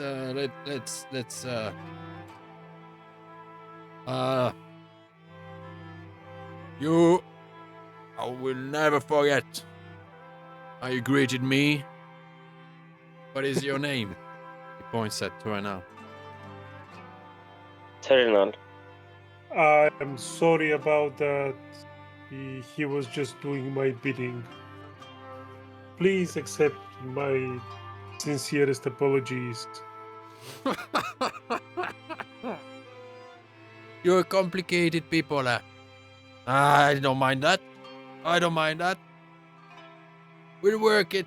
It has to work. One have to question for you, find her. Hephaestus. I have to. On your travel, one question for you. On your travels recently, have you heard or seen an elvish lady traveling, maybe captured or traveling? Oh, I'm afraid Have I you haven't. seen or heard any? I Afraid see. Never had that chance. All I I saw see, of I see. the elves is shadows and silhouettes in the fog, in the background. I've never met one. Oh, Have you seen recently a black sheep? I was kidding. Of course I met elves. I'm not a regular of the Grey Heaven, but I've met sailors. But a lady? No. What about the black ship? It's just a rumor, I hope. Are you after it? Well, Is it going to Tol Morwen? we don't know. Possibly, but hopefully not. Oh, good lords. In for a ride, then. Alright. Never mind the food supplies and the medicines. I'll just leave the iron and a bit of alcohol on my business partners there. They know I came. Anyway, I want to leave a good imprint here after myself. You never know. Even the savages can save your life. Anyway, they did. First time I was headed to that island. I'll tell you the whole story next time. And it's time to Well. part with Margot and Manny. If you agree to let her take the child to the Shire.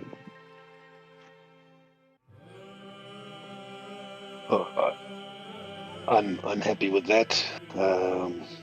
We could save that decision if all of us are here next time, but I think it's. We want to know that now. Okay.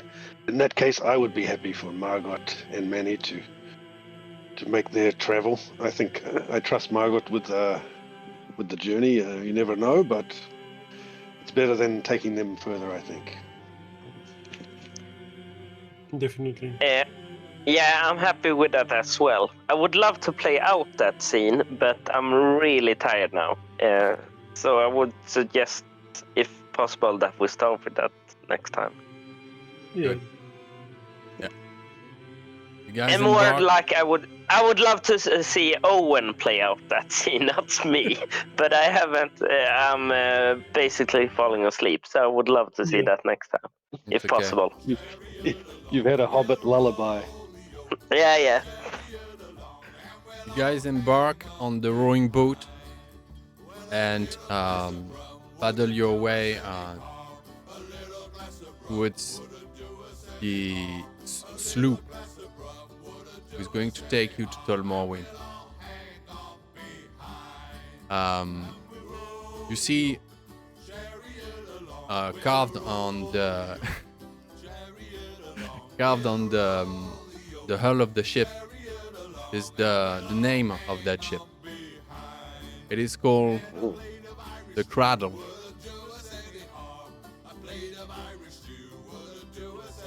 Interesting. Right. End of the session. Thank you. It was awesome. The cradle. The Cradle. The cradle. Good place for The a cradle. The cradle or Yeah. the cradle. The cradle. The Cradle. Yeah, Cradle. Okay, yeah. Does cradle mean anything? I know what cradle means. It's cradle. It's Yeah, it's Cradle. Yeah. Cradle. for you. Yeah. Good times. Where Good baby times. are born. Thank you, AD. Thank Thanks, you, AD. guys. Thank you. Yeah, It was, thanks, AD. It was a proper 4-hour session on the dot.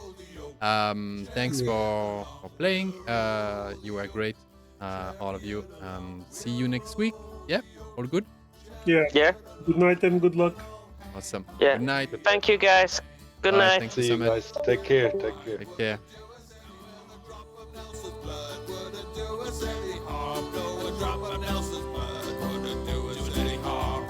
Drop of Nelson's blood wouldn't do us any harm, and we'll all hang on behind and we'll roll the yoke, chariot along. We'll roll the yoke, chariot along. We'll